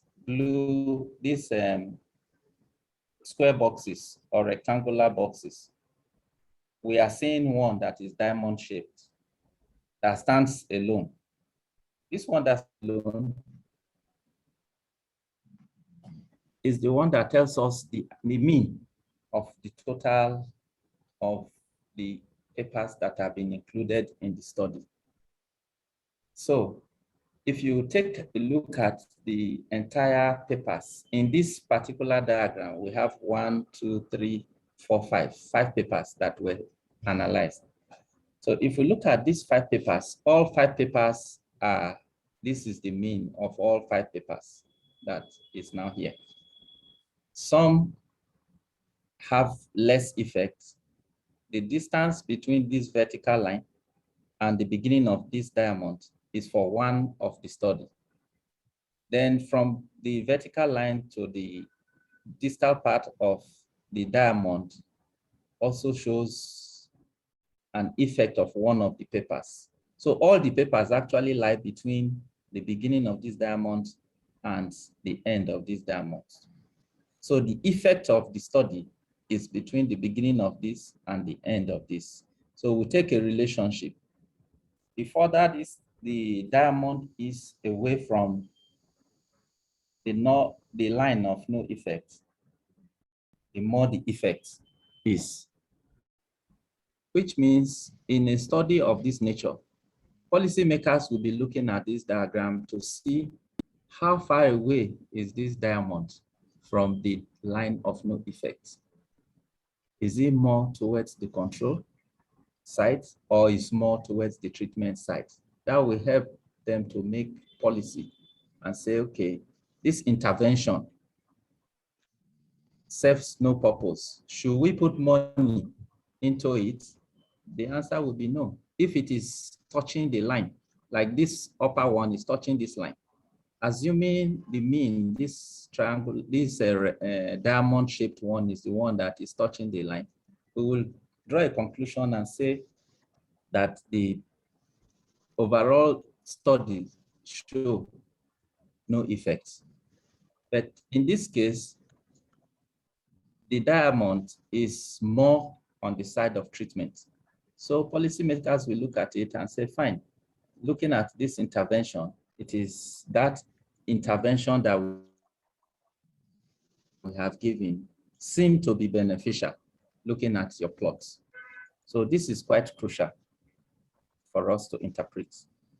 So each of the horizontal lines that we have said, is essentially all that I have said, represents an individual study with result plotted in a box and the 95% confidence interval of the result displayed as line. So if we are coming here, these horizontal lines, all these horizontal lines all show 95% confidence interval. Okay, and the further this is, the further the box is, the more the effect. Okay, that's fine. I think we've looked through this. So the implication of each study falling on one side of the vertical line or the other depends also on the statistics.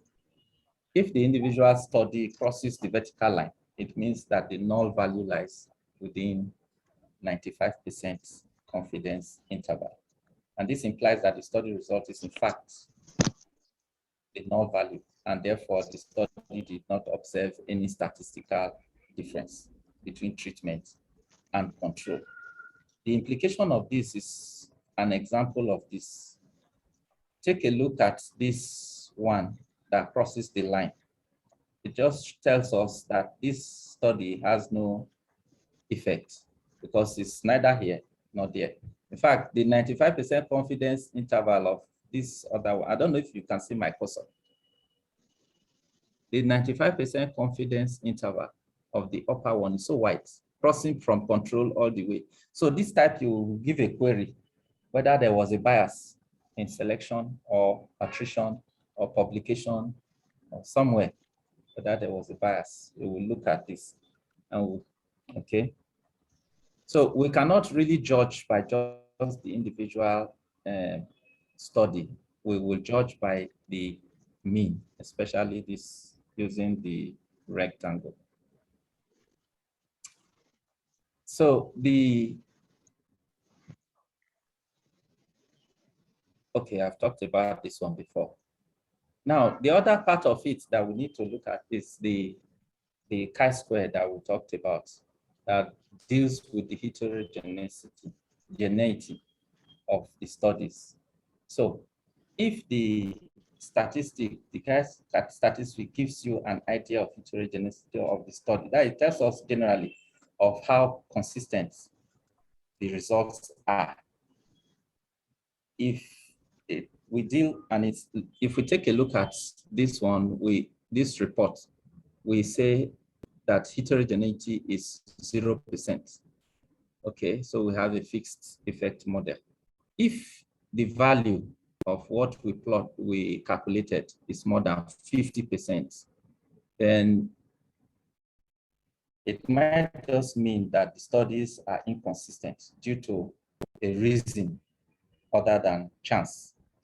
And this might make the conclusion you draw from the Forex plots to be questionable. All right, so it's good we look at that. The reason we have to look at this critically is to ensure that whatever conclusion that we are drawing from the plot will stem from the papers that are included in the study. And we have been hammering since yesterday that we must, before we put in any paper into the study, we must ensure that they meet the criteria. Not only meeting the criteria, we must check for bias and check for the different aspects of bias so that we don't include papers that we don't analyze and give false impression.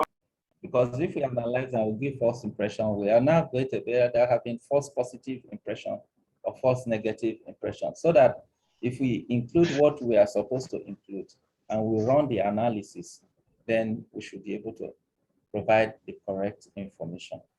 Thank you very much. Thank you. Thank you, sir. Please, as a way of question, I would like to know what software can we use to draw those forest plots? Because in my own training, we use the Revlon Manager. I don't know if Revlon Manager is available, and we were given figures from the study that we examined to input into various aspects of the Revlon Manager following a stage, different stages. And then at the end of the stage, we were able to come out with the forest plot for that particular systematic review. So I do not know if there's any particular software that you are familiar with for the drawing of Forex the plot. forest plot. Yes. Yes. The Forex plot is still available. It's one of those that are the links that I intend to share because it's displayed online. And you can, from the very beginning of your entry, make your entry into it. You register, make the entries from the beginning and your input, and then you click and the results are out, and the Forex, including the Forex plot. So it's one of the links that I intend to share on the Telegram page. Thank you very much. Any other question?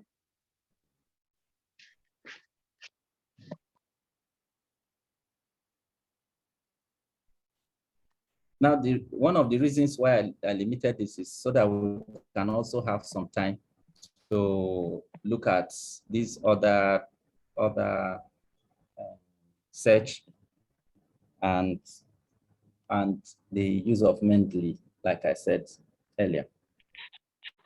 Do you want to post those questions that you asked, or should we post them for you? The one you asked on the Telegram page.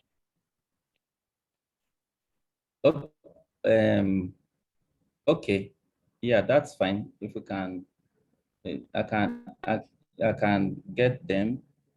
Okay, if they can put, you can help to do the post. That's fine, so that we can answer them right away. Then let me share. So one of the things we discussed in the Telegram page has to do with registration of your protocol. And I think I had said that we should register with Prospero and see how we can go around it. So let me see if I can share something on Prospero so that we can go through that together.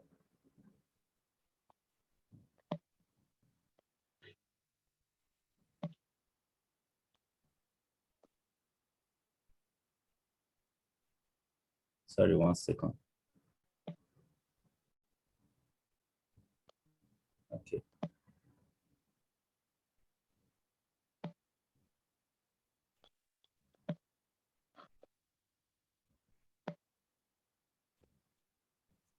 Okay, so if we log on to Prospero, you will see an aspect of it here. I will look at this. Okay, thank you, Ma, for posting the questions that we asked before. So this is Prospero. Now, it's a database for prospective reviews and systematic reviews. So if you haven't registered, then you can log on, scroll up and make your entry. And so if we look at this, I'm signed on. So fast track. Now there are displays because of COVID-19 in some of the pages that will be before us. Just talk about advertisement on fast track studies that relates to COVID-19. So this is an area we can actually look at because most of the articles that come through COVID-19 related articles are accepted, provided you follow the protocol. They are because of since it's an emerging disease. Now, I gave an assignment and I said we should type COVID-19. And that was the first thing. Let me just look through on Prospero. Yes, and I said I should go to, haven't registered, go to the search box and type COVID-19. First COVID-19, and let's have, I'm sure everybody has been able to do that. If we come here and we say search Prospero, haven't registered, and we say type COVID-19, and we click go, it gives us the average number of papers that have been published by COVID. It gives us an average number of papers that have been published. So if we take a look, we see that we have, as at yesterday, we didn't have up to 4,993. I think it was 4,990 or something like that. Now the number has increased. So you can search if you have a particular author, you can search by mesh names and all that, or you have a particular author in mind or a particular paper in mind, then you can do a quick search. So I told us that we should say, if you look to the right of it, it tells you those that have been completed and are published, and those that are still undergoing review. The work is currently going on. Okay, so you see, majority of these ones are review going on, ongoing. So it takes a while. These ones have been completed. If it is not yet published, they will tell you. So if you have registered, then you start the process. You will come back and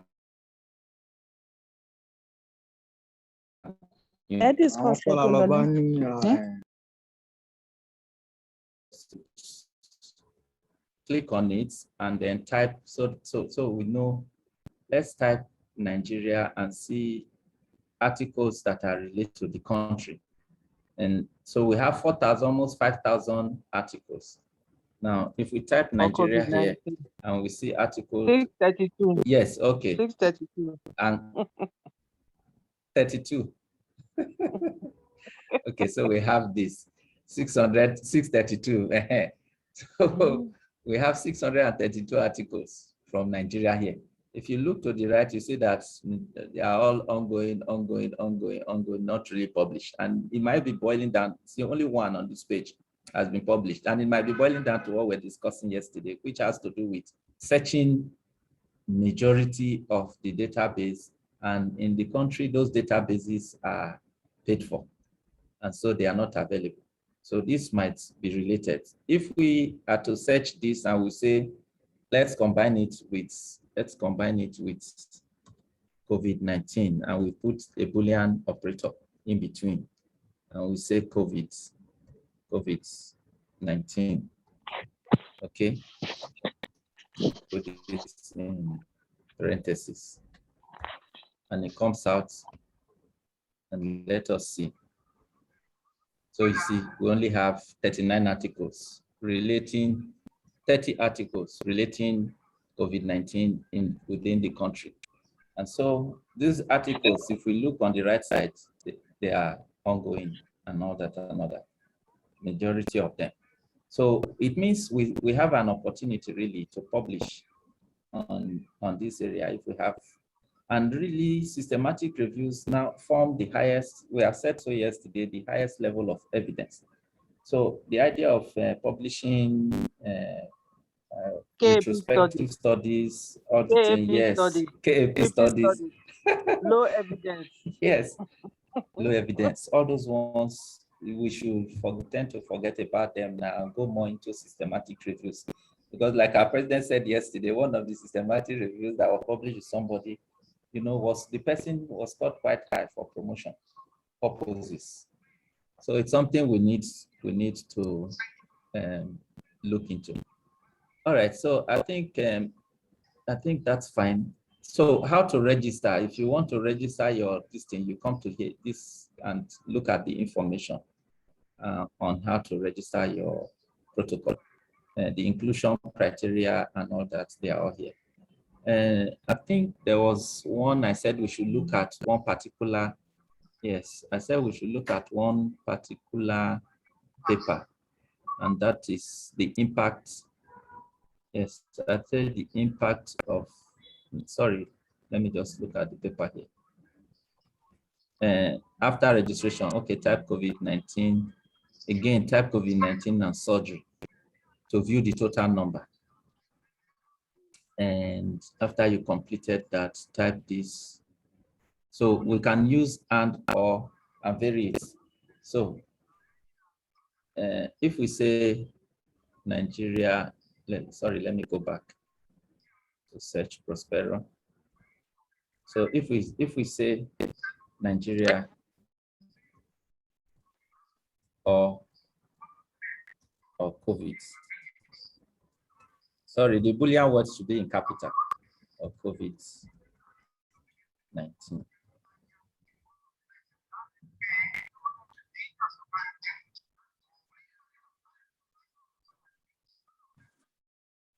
Okay, so you see that the figure, yesterday we said if we use the word or, it means we are broadening the scope. We're either saying it should give us this or that, so the scope broadens. But if we say use and, we are limiting to a pink circle, if we remember yesterday. Now, here we have used Nigeria or COVID-19. It's giving us 5,595 articles.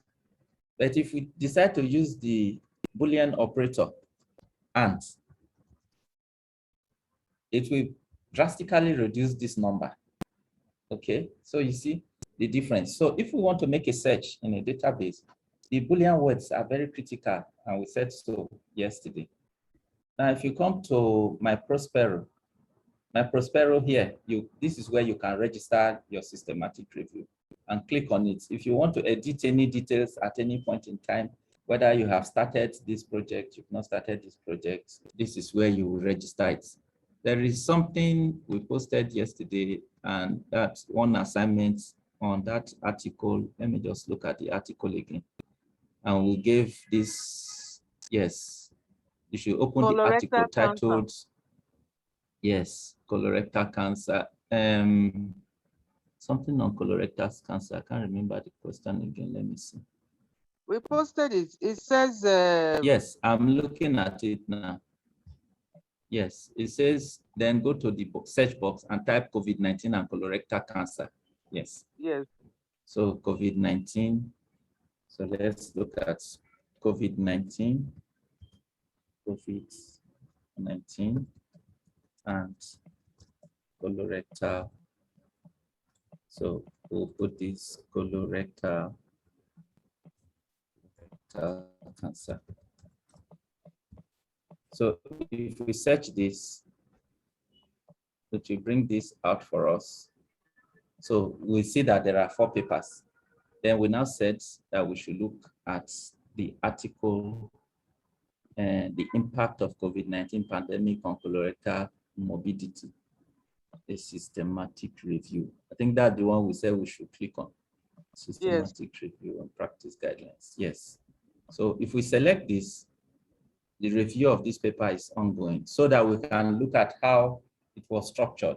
That's the idea of giving us this assignment. And we say that if you look at the topic, look at the number of persons that are reviewing, you will find out that the people here are 3. And the idea of these 3 persons is not because they just want to be 3, but because one person will do synthesis or 2 people will do synthesis, then inclusion or where there is a tie as to should we include this paper or not include, the 3rd person will come in and make a judgment. So all that have to be included in the protocol. And this is the protocol submitted. So this is the review question. You will see that PICO was specifically talked about here. And if we look at this as an example from what the second presenter talked about yesterday, formulating our question, review question, you see the P standing for population. In this case, they are looking at colorectal cancer patients that underwent surgery. That is the study population. So we should look at systematic review as an experimental study. This time around, we are carrying out the experiment in the space. We are carrying out on the manuscripts that have been published, unpublished work, on the internet, searching for the information in hard copy journals. So the intervention in this case is during the epidemic period. And then the control or the comparator is before. So we have, this is randomization. We are talking of before COVID and after COVID. And the outcome measure is post-operative complications. So this is how to draft your question, your PICO. And if we look at this, we will find out that this research question that was asked, the impact of COVID-19 on colorectal surgery morbidity, it's a generalizable question that is applicable globally. It is not limited only to one segment of a group in a state or a local government. Therefore, in structuring our questions, we should be looking at something that the global family will be benefiting from, so as to have it for impact for policy making. Now, the other part of it is the condition type of study that they are going to include. Okay, they told us about where they intend to search. We will search data from Pubmed, Google Scholar, ProQuest, and all articles will be in English. That tells us exclusion criteria. Any article that is not in English will be excluded, invariably. They will search full article, text articles. Those that are published between January 2020 and 2021 February, which means anything published before January 2020 has already been excluded. So these people have said they will only search, they will search Pubmed, they will search Google Scholar, they will search ProQuest. ProQuest, they hope to get as much data. They didn't say they are going to search gray literature, they are going to search the other part of it. But this, to them, this is what they are going to search. And like we said yesterday, this is maybe a bit limited. And that is the reason why we said yesterday too, that not all systematic reviews are the same. If you were to look at systematic reviews, you will find out that some are more, some have better quality than others, depending on your scope of search also and your analysis. So the condition there, if you look at the type of study that they are going to include, they say they are including observational studies. They are including retrospective cohorts and prospective cohort and case series. So they are not looking at randomized controlled trials, okay? So they are include, these are the type of papers they said they are going to include. And the conditions or the domain that they are studying is colorectal study, then surgery. Participants and the population, which is the PICO, is what they have looked at here. They have you have a main outcome measure, and then how you are going to measure the effect is also stated in your protocol. They want to use the relative risk. So we have just finished with that type of Forex plot, for example, and we say the relative risks, the odds ratio is on the horizontal line. So when this comes out and people are looking at it, you ask yourself, should we include this? Did they talk about relative risk? Can it be used? Are we looking at colorectal cancer? If we are looking at colorectal cancer, then we pull all the papers that deal with colorectal cancer, look at their relative risk and see how we can plot that and move forward. So the additional outcomes they intend to look at is here. The measures of effects, they are all here. And then how they plan to extract the data and code is also in, and who we code, because it's one of the things we said we should look at. So they said data selection and extraction were carried out by 2 people. So this person and that. If there is discordance between these 2 authors, the third author, which is this person, will be consulted to make consensus, which is what we talked about.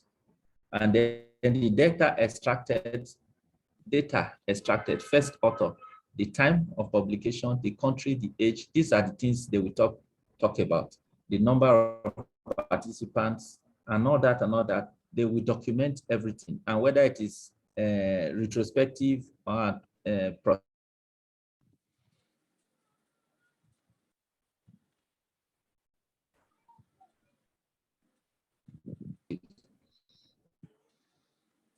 then the risk of bias, which is quality assessment. So it's important that as we write our protocol, we ensure that all these things are included. And that's why I said, let me point it out. And the strategy that they are going to use for data synthesis is also outlined here. The RevMan 5.4. If you see here, they say, if there is no secondary outcome in the journal is still included in analysis. So they have already made up their mind from the very beginning. And that's why I say, from the very beginning of the project, you must tell what you are going to do so that you are not swayed either left or right when the time comes. Data will be synthesized after we get a minimum of 3 studies.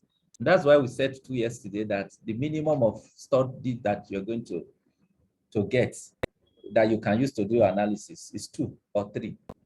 9 is fine. 9 is even too much. So if you get 2 from a pool of 3,000, I mean, that's fine. If you get 3, that's fine. And they have stated it here categorically. So you make up your mind from the beginning. If between studies we found similarities of methodology, population, and study design, the data will be analyzed using RevMan 5.4. So they have already stated that with the mental health as statistical method. Okay, relative risk and all that, they have talked about the way they will do the analysis.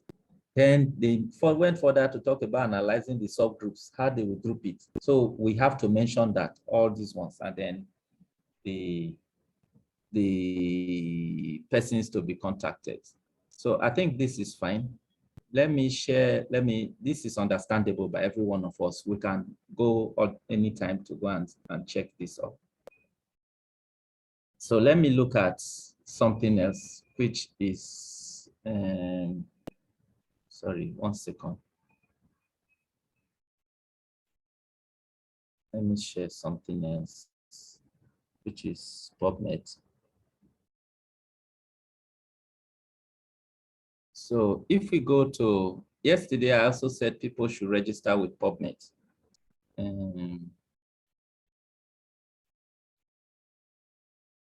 So yesterday I said we should register with Pubmed, and I'm sure everybody has done that, or nearly everyone has done that. In searching Pubmed after you have registered, we talked of basic search and advanced search. Okay, so if we say we are looking for COVID-19 cases, COVID-19, we have to add our Boolean words and Nigeria. This is basic search. And we click on it and we say, let's get the information that there is. we find out from here that we have a total of 1,076 cases. In my own case, I have linked my Pubmed to Hinari. So from the documents in Hinari, we have 444 documents in Hinari. And I can click on, so what is displayed here is a combination of Pubmed and Hinari. So I don't really need to go back to Hinari to go and make a search on Hinari, since I have linked both databases. But if both databases are not linked, then you can search them and store your information on your reference manager and then take out duplicates. So this is basic search as it is. Then we can decide and select as many of these as we want. After selection, we can even, for now, for example, we have not limited our search to say we want to search the past 1 year or the past 2 years or 3 years. We have not done so. If we want to limit our search, then we can come and tell ourselves that we want only full abstract, we want only abstract, or we want the full articles, we want full text articles, or we want those with meta-analysis, those with clinical trials, or systematic reviews only is what we want. Or we want for the past 5 years, or the last 1 year. We can click on it and say we want articles for just past 1 year. And that will reduce the number to 800 and this, from out of which the number in Hinari has also dropped from 400 and something. Then we can come further and say we need additional filters and say, okay, click on additional filters and say we are looking at only journal articles, and we don't want anything outside journal articles. We can take a stroll down and look at the sex, for example, and we say we only want females. We don't want anything, only reports on females, COVID-19 in Nigeria we are specific about. And language, we only need those that are in English. We don't need any other one. So we are limiting the search. We don't need anything outside that.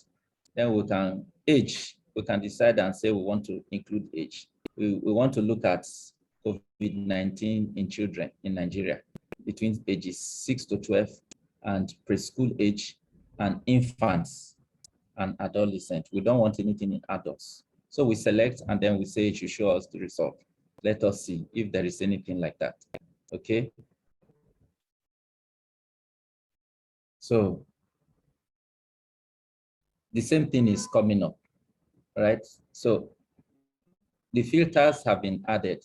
Now, we can now tell ourselves that, fine, whatever we have, these things that we have selected this and we are interested in this article, we are interested in this article. So let us save this and send it or use it much later. So we have selected just 3 articles, and it depends on the format with which we want to save. We can tell ourselves we want to save it as a text, or we want to save it with the PID, or we want to save it as an Excel sheet. If we want to save it as an Excel sheet, we take on this one, and then the thing will be saved for us as Excel sheet. So file has been downloaded. So if we click here, we will see that it has been downloaded in Excel sheet for us. That is the abstract. So from here, we can now look at it and say, fine, we are running a systematic review. If we are running a systematic review from the titles of these papers, screening the titles, that's the first thing we talked about.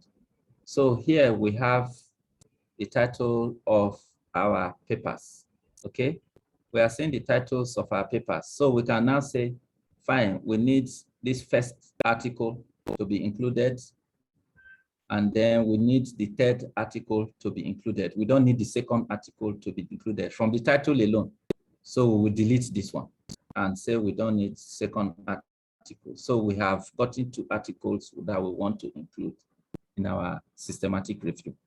this is how we go about getting information from Pubmed into an Excel sheet. Now, assuming we want to now get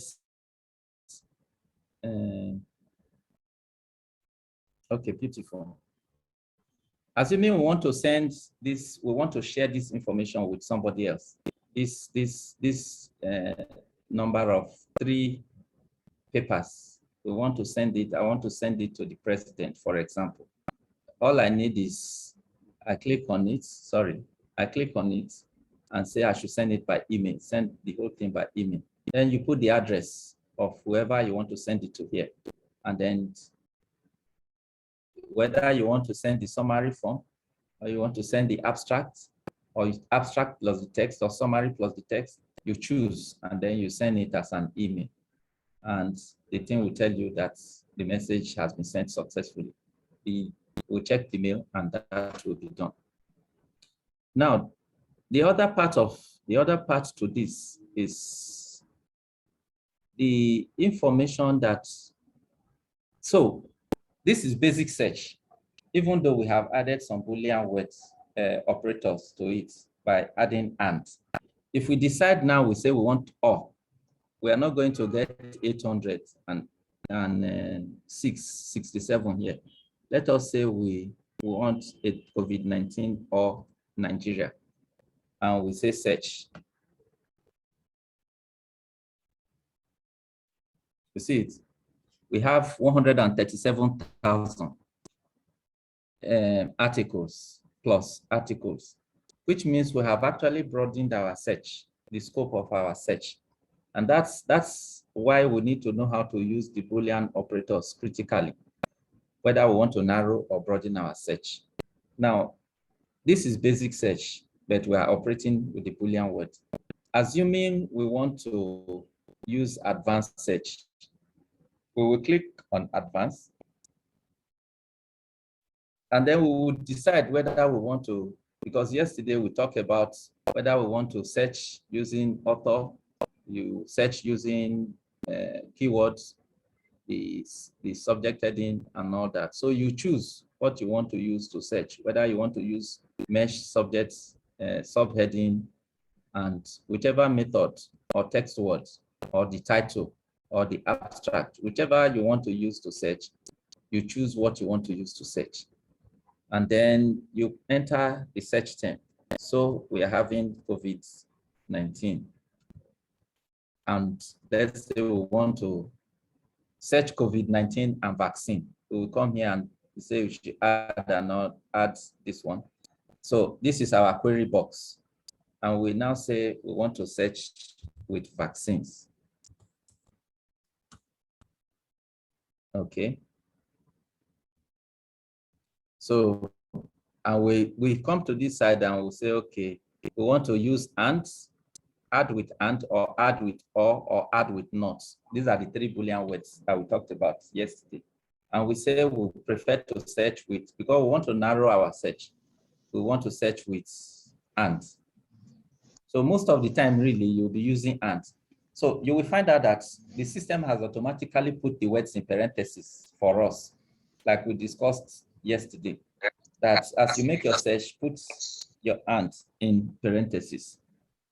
Okay, I mean, put your search word, if they are long, put them in parentheses. Okay, so we can do this, and then we now do our search. All right, and it gives us this value on vaccines. We can choose and tell ourselves that we want to say anything at all we want to make a search of. We can decide and go to advanced search. Once you have made your search, put your results, and then do the same thing. Okay, what we have just done. So this is the history of what we have searched. So basically, that's it with Google, with searching for information on okay, so let me take a look at this and just show something. So if you look here, you see that we have all, these are the articles that we have. okay, with their summary. So you can quickly just look at this here and see whether you want to download or you want to delete. You can get the details on this side of whatever you are on your actions and the number of searches that you have made. Now, if we go back home, if we decide and we say, let's go back and see, take a look at this article, for example, I want to introduce us to something else. And we say, fine, I want to take a look at this article. This is an article we have read something about, and we think that, well, this article is okay. It says free on Pubmed, and we say we want to include this article. We want to include this. We can go and it's a review article, so we can decide and follow the DO and take us to the full article. And even if it takes us to the full article, yesterday I said that we should link, I gave us a guideline as to how to link Mendeley to your web browser. If you look at this right side of the screen, you will see Mendeley here. So if you click on it, click on Mendeley here, it will open Mendeley for us. And you will log in if you have not logged in before.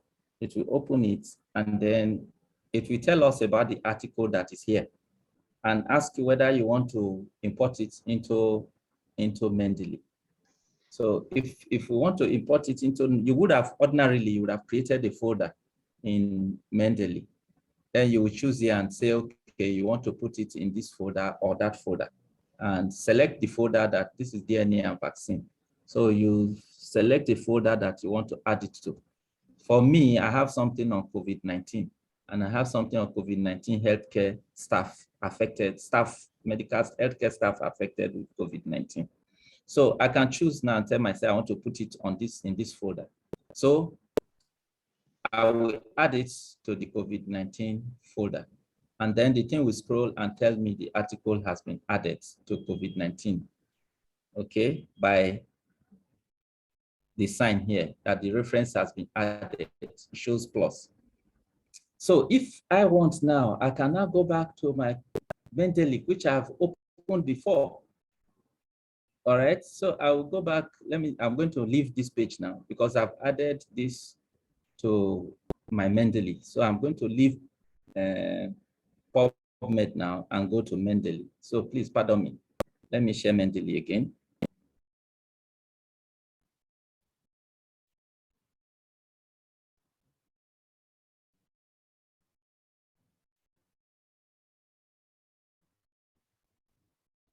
Sorry, let me share Mendeley with us.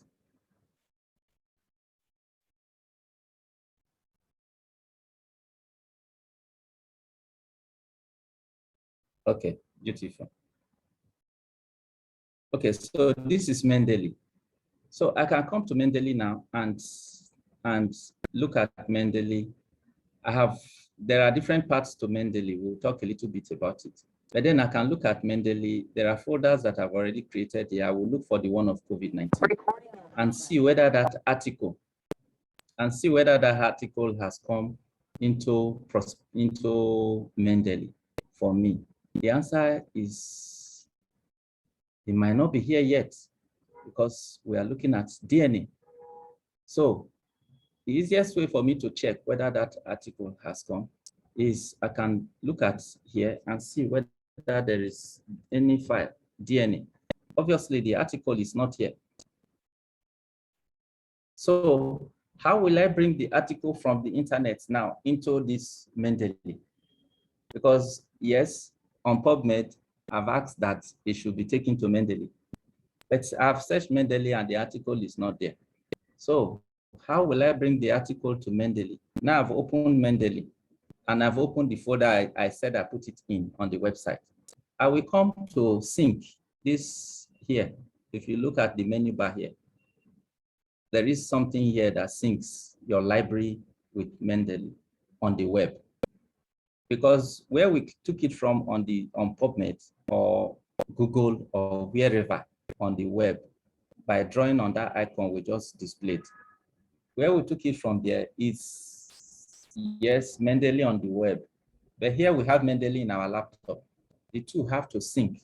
So I will click on this and it will start syncing. You'll see this running. And then at the bottom here, you will see the degree to which syncing has been done.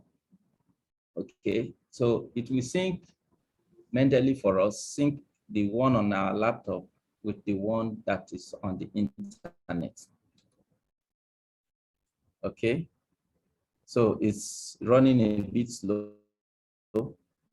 Once it syncs, you will see the whole thing will go from 0 to 100%. See, it has started moving 5%, 9%. So it moves gradually and it's until it gets to 100%. Then it will tell you it is synced. Then you can now look for that article. If we look for the article, we should be able to find the article because we have drawn it from the web onto our laptop, onto the Mendeley on our laptop. Okay, so this is how it works, right? So now, if we look at this for DNA on Mendeley, this is our article. And I hope we follow this simple step because if we miss this step, it's a bit difficult, but I will try to write it out again and post it on. So with this, our article is displayed for us. So if we are writing our reference, if we are going to write our references, we can now say, yes, we'll go to our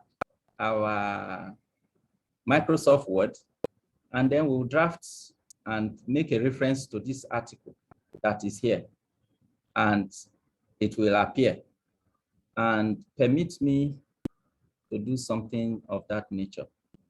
So let me share that with you too.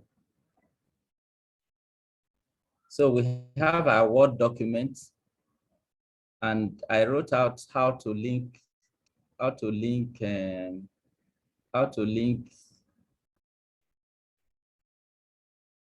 Mendeley with what is it called? How to link Mendeley with Microsoft Word.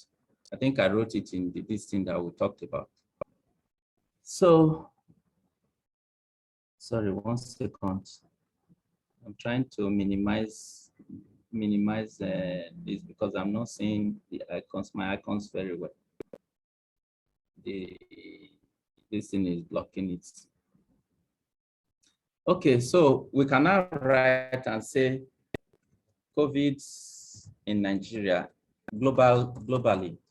We can just write anything and say globally, COVID has cost so much destruction. And we say we want to economically, so much destruction economically. So COVID-19, let's say COVID-19. And we say we want to reference this.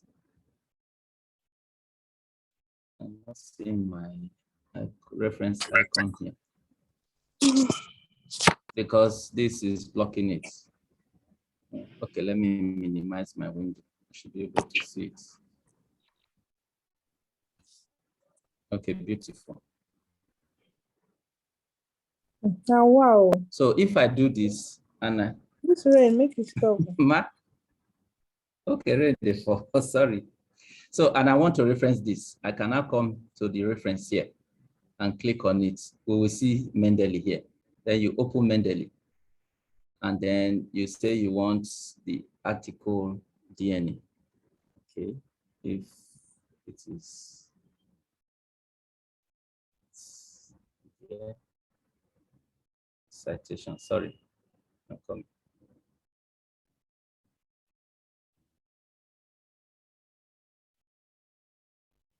So we say we want to open citation, Mendeley citation. So we want the article DNA, okay? So if we say that From here, we have our article here, DNA, and we put it and we say you should put the reference here. Insert the reference here. But is this the type of reference we want? If it is, then fine and good. This is the American Psychological Society. Here, you see it, that's the American Psychological Society. So if we needed it in Vancouver format, then we'll have to change the format. If we needed it in Chicago format, we'll change the format. If we needed it in Vancouver, for example, we can come here and choose Vancouver. And if we choose Vancouver, it will change it, we will select it and say change to Vancouver. Sorry. So we say use this style and we say done. So it changes it to the Vancouver style for us. Then if we want now, we say, okay, we are finished writing all our articles. Okay, this is full stop. And then we say in Nigeria, the role of drugs in COVID-19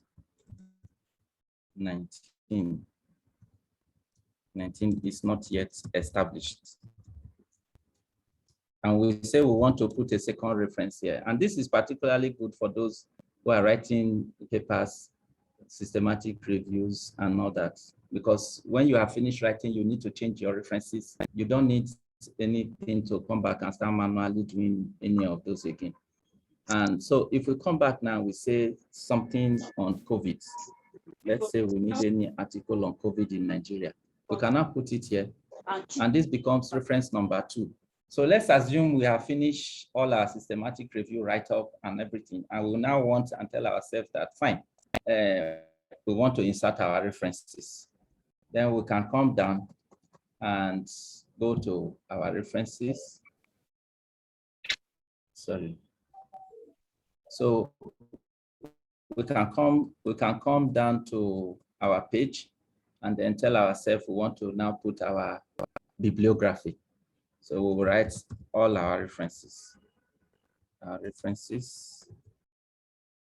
then we'll go down and we will come to this icon here. The icon here that says insert bibliography.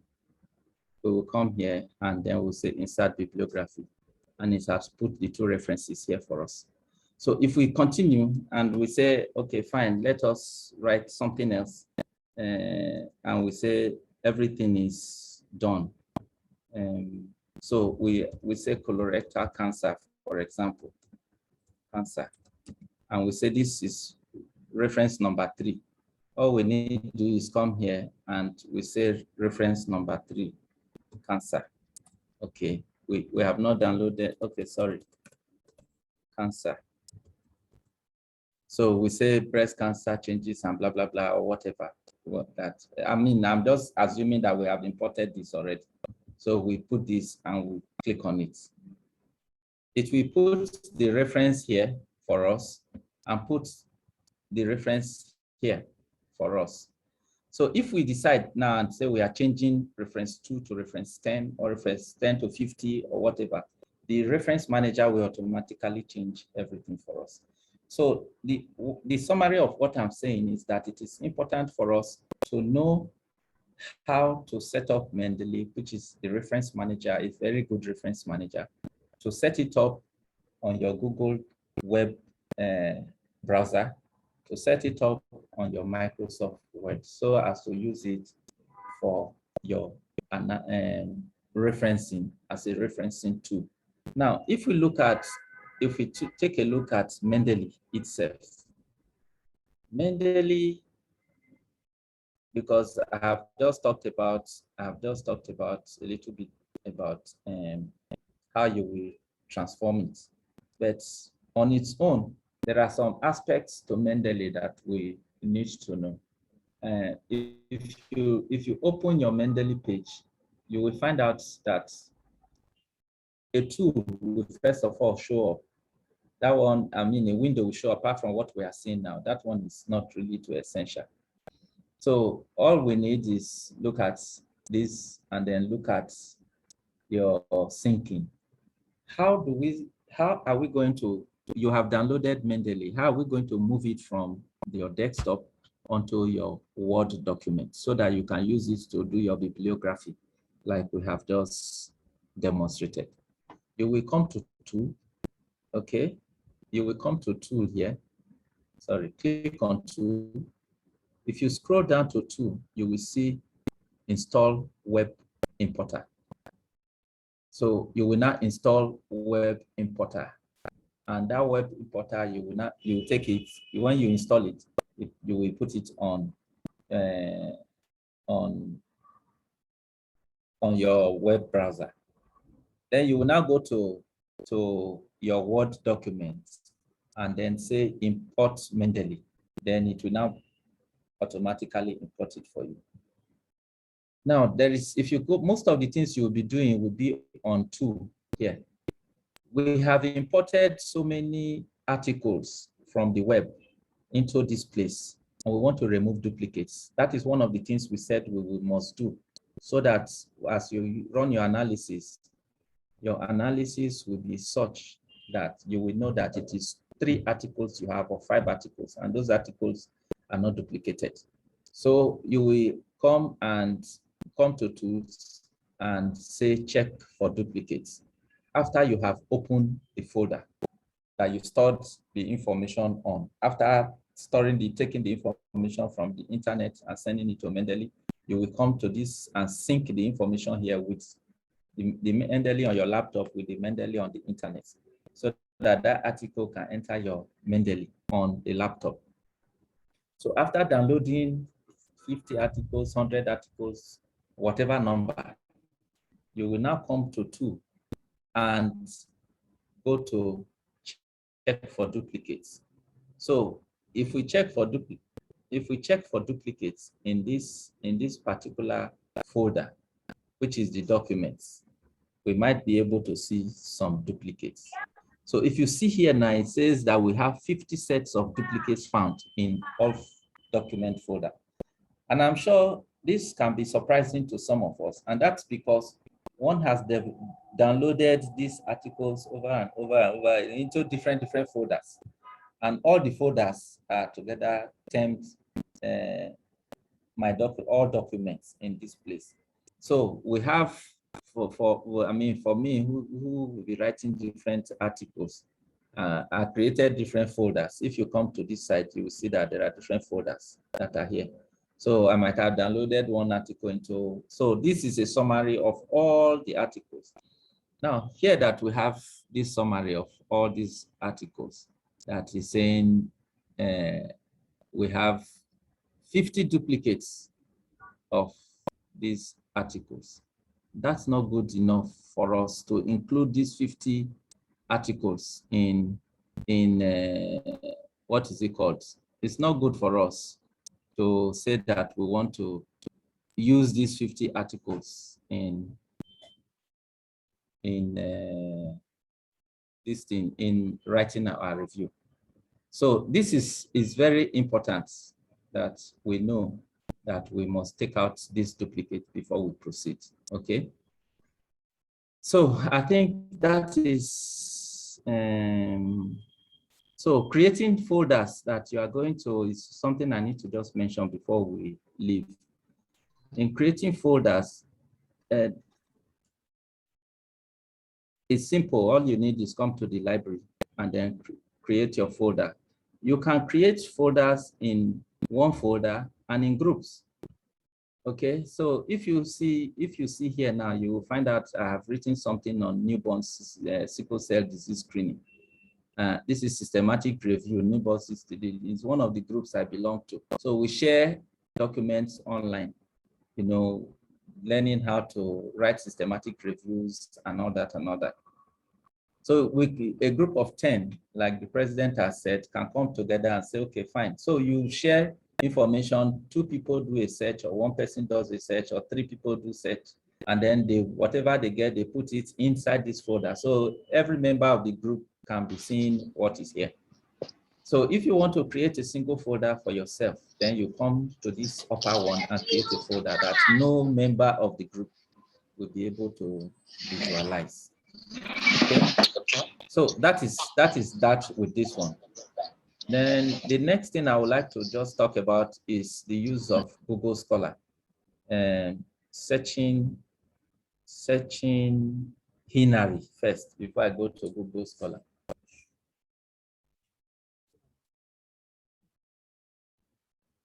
So the next thing I'd like to talk about briefly is Hinari. So let me just quickly go to Hinari before I share this slide.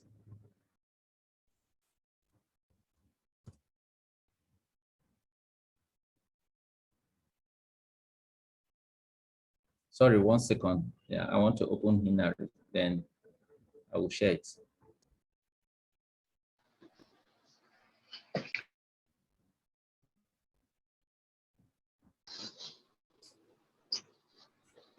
Okay. Beautiful. So let me share it. Let me quickly share it with us.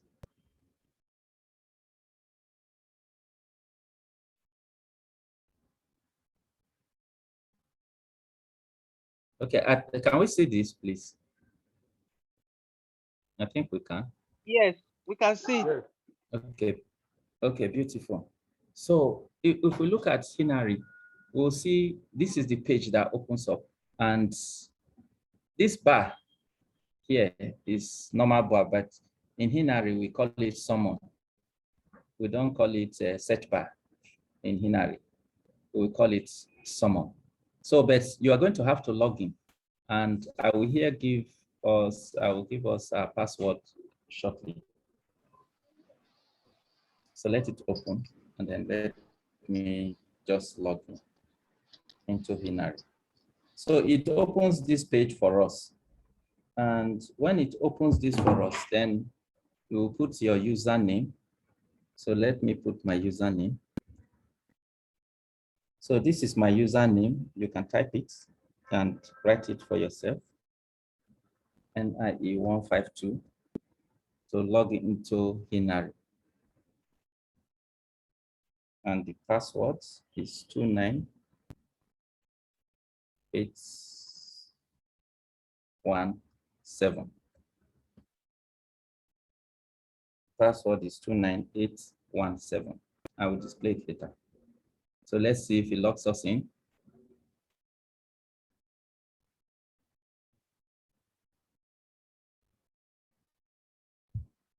So it takes us into Hinari. Now, Hinari has just modified their interior a few months ago. If not, this was not the display. They have combined, they used to have 4 before, but they have done some combination.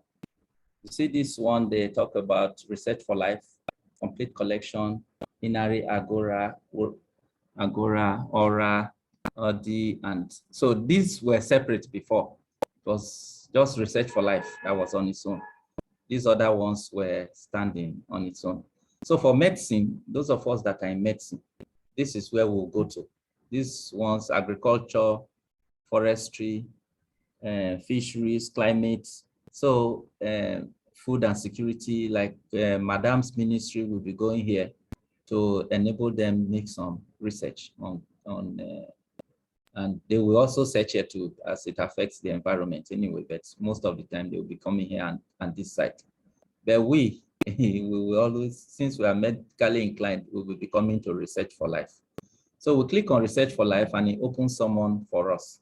And then we can make a search and see. So you see, it says, welcome to Research for Life. So it is now, it tells us everything, it gives us an idea of what is happening in the place. Then we can now decide and say, okay, so this is our summon. This search across all research fields. That is the summon. So like I said, in Hinari, it is called summon. It is not called search field, okay? So we type our COVID-19 again. Let us just, since that is what we are using. So we type our COVID-19. We can put our Boolean words and type and Nigeria. Sorry, the and has to be capital. And Nigeria. And then we'll make a search and see.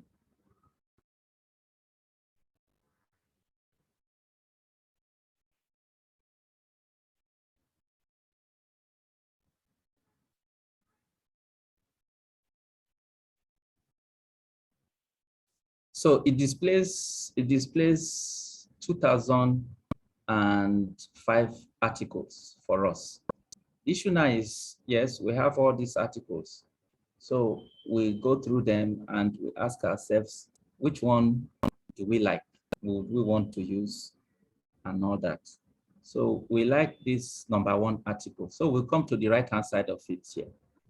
And we decide on what we want. Either we want a permanent link, or sorry, I have to admit somebody. Either we want a permanent link, or we want to cite this article, or we want to email this article to somebody, or we want to save this article as an item. So if we want to save this article, it will automatically jump from here onto this folder that is here. If we look at this folder, we see that it is reading 0. That means there's no content inside. So if we click on save this item, you'll see that figure changes to 1. So we will make a search through this and we say, okay, this second one, we don't like it. This is COVID-19. So remember that we can use our Boolean words to manipulate, Boolean operators rather, to manipulate, and we can change whatever we want. So we say we should save this and we keep saving as. And as you save, remember that the folder color is changing. That tells you you have gone through, you have worked on this before, okay? So we have saved as many as we want to save. Then we can now open the folder. If we open the folder, this is the content of the folder. This is all that we have saved. And it tells us we have saved only 3 items. Then we can decide that we want to either print or we want to send it by mail to wherever we want to export it. So we either export to EndNote, etc. Unfortunately, what is it now? It's not here. It's not labeled here. That is Mendeley. But if you look here, you will see Mendeley here, that it is here. So you can open this article and then you export it onto Mendeley. Okay. You can fighting COVID in Nigeria, leadership and blah, blah, blah. So you can now open here and we would now take it to Mendeley and go to Mendeley. You see, we will equally put it on that folder for us to just see how it works again. So here we are. You see, here it was DNA that was displayed here before. Now what you are seeing here is fighting COVID. And it's asking you, he has ticked it and it's asking you, should I put this in this folder, COVID-19 folder, or you want to select another folder to put? For you to select a folder, you would have created that folder in Mendeley anyway. Or the thing is asking us, should we select all the articles that are here? Something we need to note is that, yes, we have the article here. We also have its PDF format that is available. So it's going to automatically save both the article, this article we are seeing, and its PDF format. So if it saves the PDF format, it means we have access to the full PDF. So in systematic reviews, we have agreed that we are going to have to read the full article. So if you have any article that you have opened, it will show you that whether PDF is available or PDF is not available, right?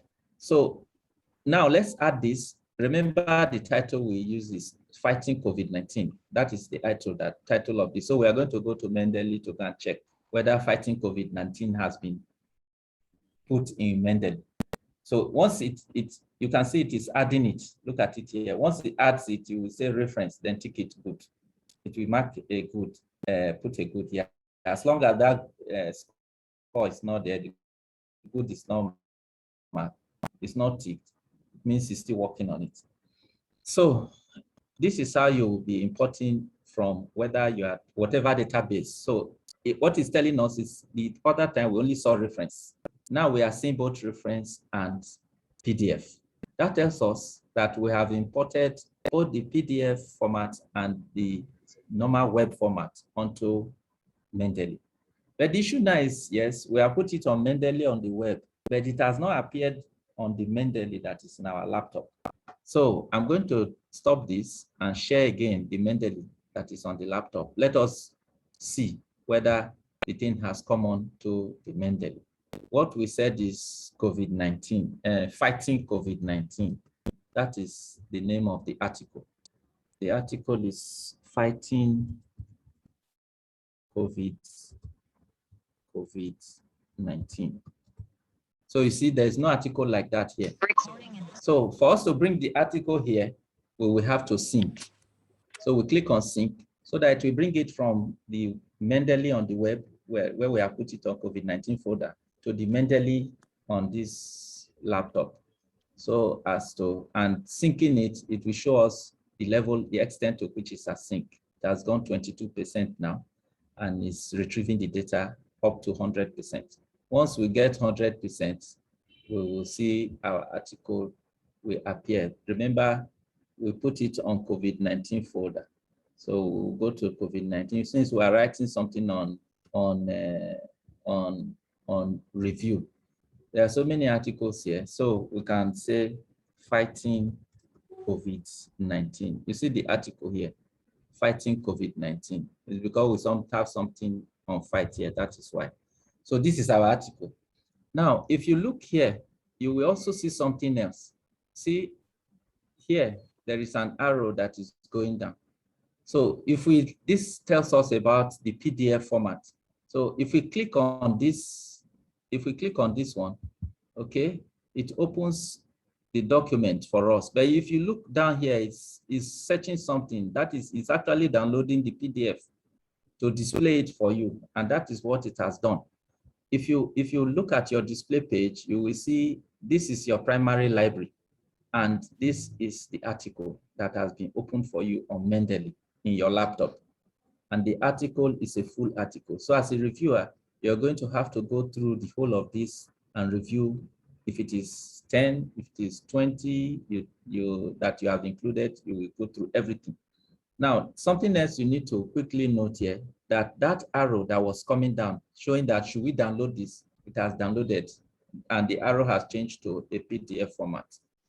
All right, so this is what if all the articles you are going to include, you will have to download the PDF formats of the articles and read through them one after the other. One more search engine before we go, and that is Google Scholar. Sorry, let me share Google Scholar. So to go to Google Scholar, all we need to do, let me share. So we want to go to Google Scholar. All we need to do if we want to enter Google Scholar, sorry. So what we need to do, we want to enter Google Scholar, is type Google. If we type Google,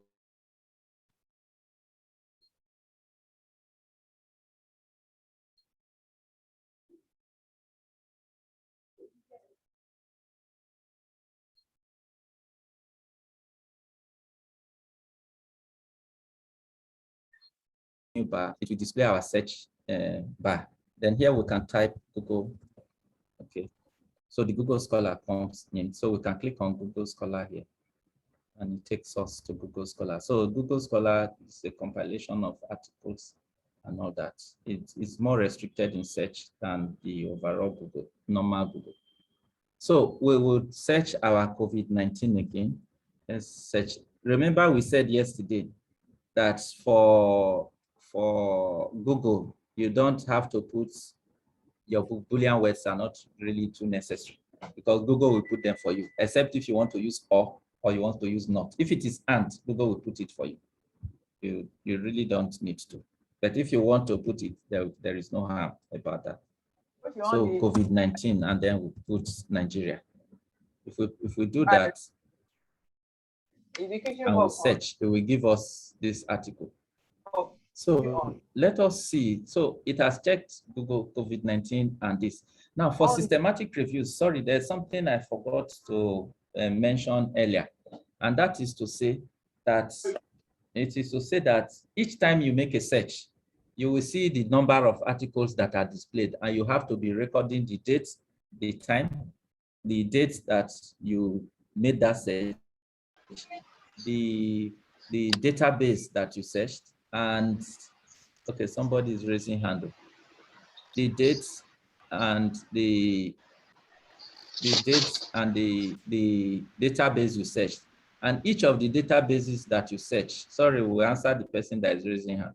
You will have to indicate the number of articles that you found, because when we went through reporting yesterday, we found that you have to in the total number of articles you search on which database, which how much of what number you got, how many you excluded. You will have to include all those. So if we now search this one now, we tell ourselves that we want to limit this search, we are going to have to come to advanced search anyway. Sorry, we'll come to search anytime or search and come here, and then we say we want to search from 2020 to 2021. That will limit our search. So one of the exclusion criteria in this case will be that all articles that are published before 2020 will be excluded. So we are only searching for 1 year. So we do this. If we do this, we find out that it has dropped from 60,000 to 35,500. Then we say we don't need citations. So we remove citations from it. Okay. And then we search again, and then we see. All right. Sorry, let's admit these persons that are just joining. The program is almost finishing. That's when some people are coming in. So we search, we do this, and then the thing has dropped a little. Okay. So now we want to put these articles. We like this article. Since we like this article, we will mark it here. Some of them had so network the thing will issues. tell us that it has Some of them had network issues. Okay, ma. So we will click on this small star. Any article that we go through and we like, we'll click on the small star here. It will add it to our library. It will add it to this library here. Okay, so if we click on it, so for you to know that the article has been selected, it's just this little one here that you see. So if we come to our library, we'll be able to see the articles that we have, we have highlighted that we are interested in reading or exporting into Mendeley. Then we will click on the article and we'll say it should. We'll click on the article and then go to Mendeley and export it like we have done before. So I think that, okay, let me just see. There is something else that, okay, I think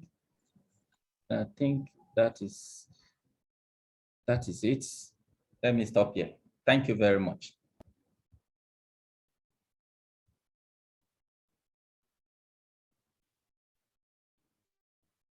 Thank you very much. Thank you. It's been a very long day.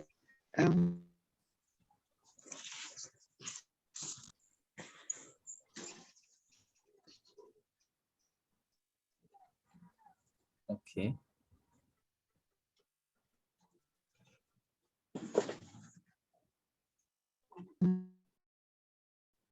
Okay, there's one Bill Kisu that is raising her hands.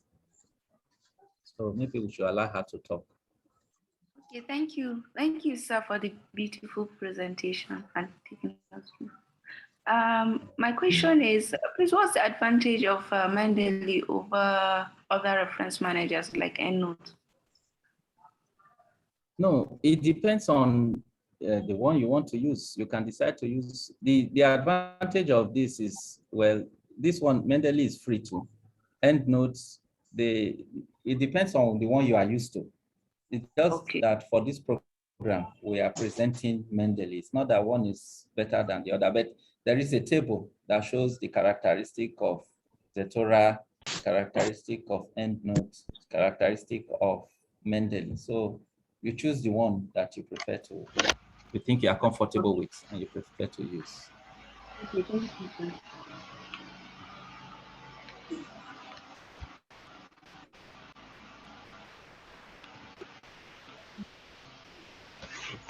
Hello. Our network has been very, very bad. And it's throwing us in and out. But do we have questions? Any question?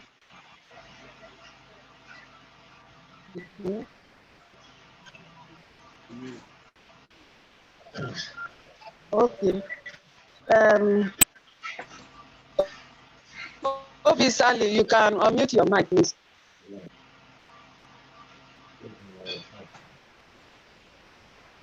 Obi.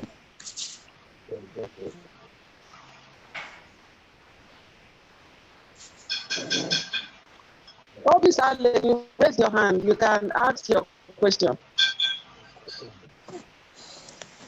Hello. Anyway, we It may have thank been in error. Okay, we thank our facilitators. We thank them. They've helped us a lot. And let's not forget the Telegram page is still open, so we can go over this. The whole thing requires a lot of practice. So as we practice, and then this is the time to collaborate. So we'll work on it so that we can continue. If you want the CME, remember to write your name with your phone number and institution. Use the link we sent. Send to the email we sent. Thank you very much.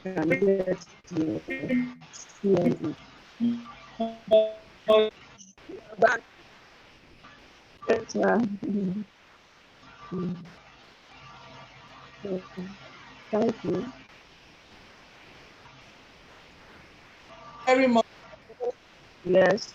Well, our president is back. Please, you can. I've been arranged. I was just going to think. I want to thank you very much for being patient up to this time. We've wrapped up the 4 presentations for today. At the last, which involved information sharing with the practical management sharing and the practical illustration of Mendeley, Hinari, Google Scholar. It is priceless. Now, some of you are worried. In fact, somebody said in the chat,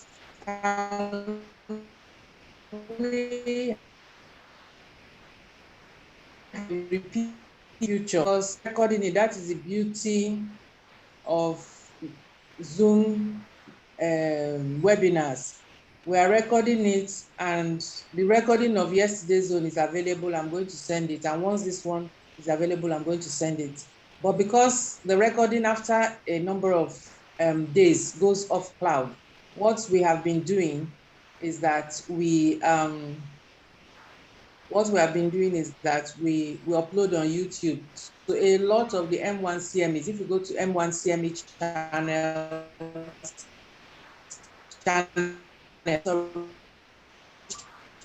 you will see the M1 YouTube channel. You will see this one is going to be there, and all the others are going to be there. So people are asking for the link to the platform. We had sent it earlier, we will send it again. So please just remain on the platform for quite some time so that we can send all these links again. We notice that we are not, we notice that a lot of people are not asking questions. The systematic review is a very detailed and a topic that requires a lot of attention. So the advice is that you watch it over and over again. I've just posted the information concerning the Telegram.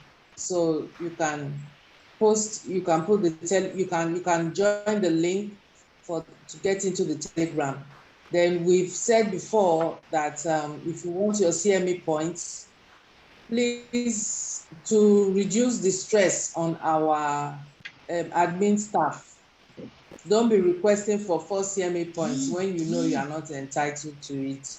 So we are going to, as much as possible, using the screenshots that we took for most of these sessions. So if we discover that you had not been there all through, we may not respond to your CME. So I do not know if there are any last minute questions that any of us have that we need to clarify, but please try to join the Telegram group, because that is going to continue the discussion. That is where we are going to see how to form teams. I'm going to be posting some research topics that I've always wanted us to do, systematic reviews, and feel that I have been introduced to so many other software that I hadn't been using before. I had always talked about Google Scholar. Mendeley, I had tried it, but I had not really practiced it. And Hinari, I had access to it. Somebody used to give me his password, but after some time, even then, they shut that down too. But it is something that we need to share what we have with others. You can see how our facilitators have shared from the bottom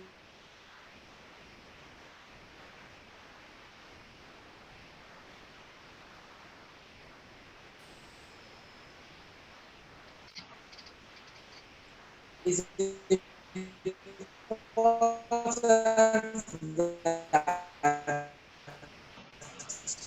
we share our own knowledge with others. As you share, you become more of an expert. As you share, you become more of an expert. So, Irozuru, the wrap-up that you had, so that we have a summary of that. I want to thank Dr. Yemike Awuno. You have been so good, and we are really blessed to have had you with all these presentations. And finally, I want to thank Dr. Akpo. He has really given so much of himself. It's truly worth the while.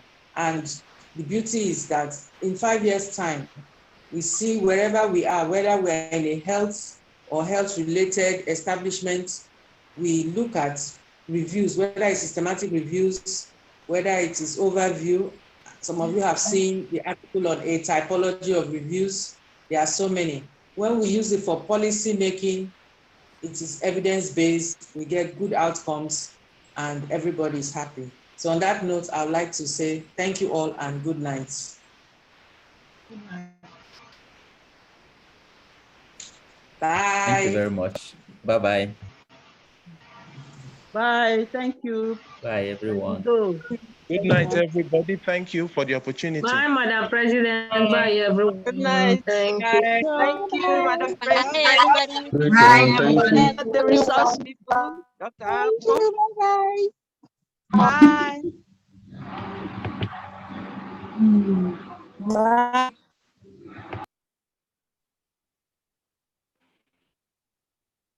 Thank you.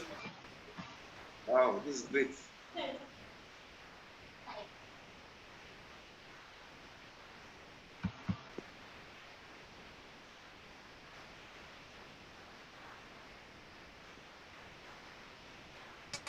Bye, everyone.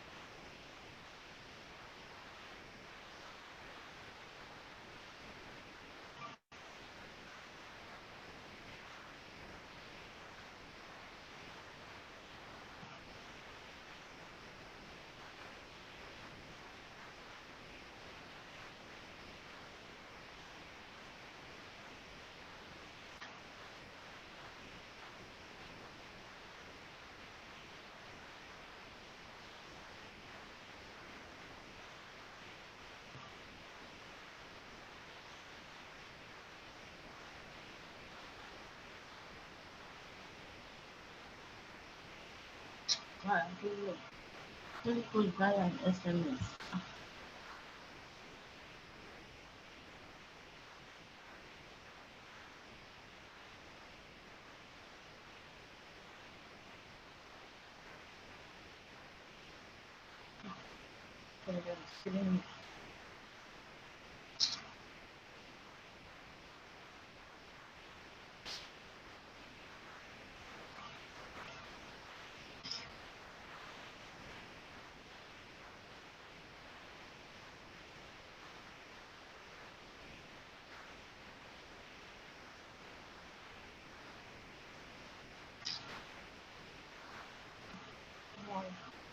Stress is not. I think Telegram here now. Other devices, do you have any connected?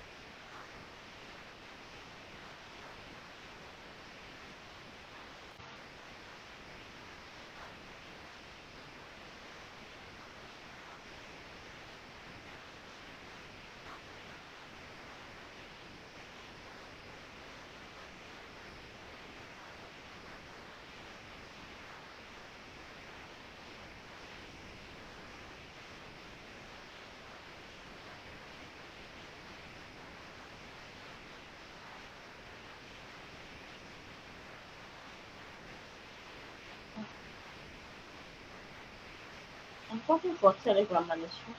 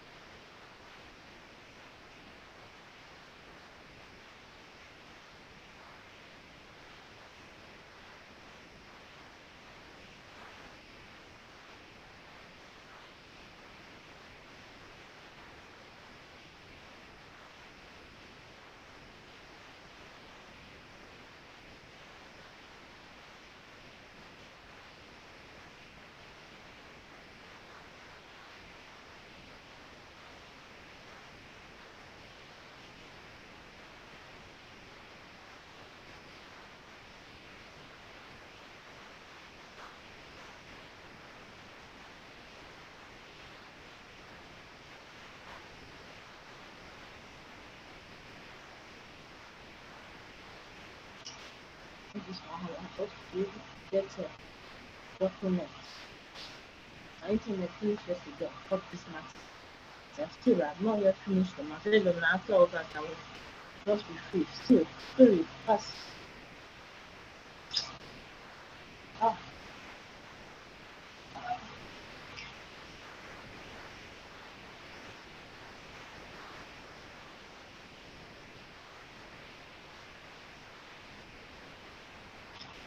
I think if you use space, we're going.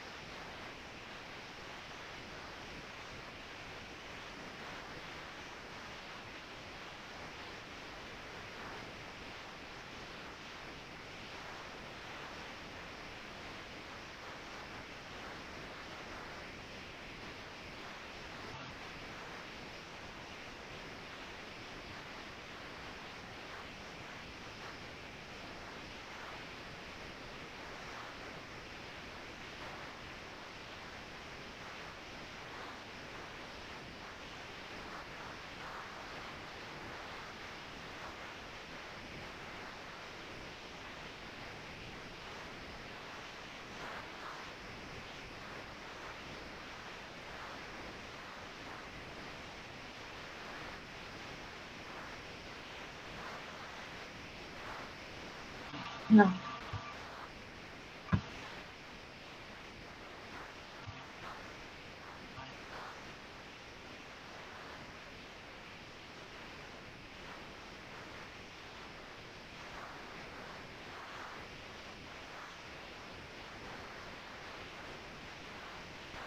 it?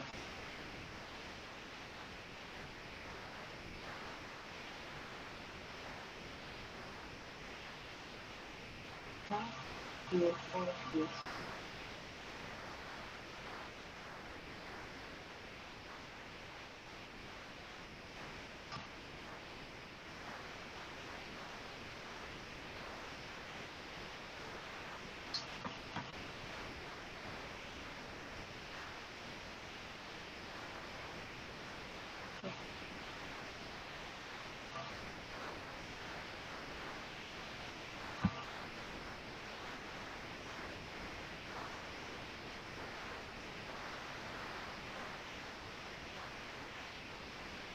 I have. This is the code that was sent to you via Telegram or log in via QR code. Sign up channel. Please register for the phone or tablet.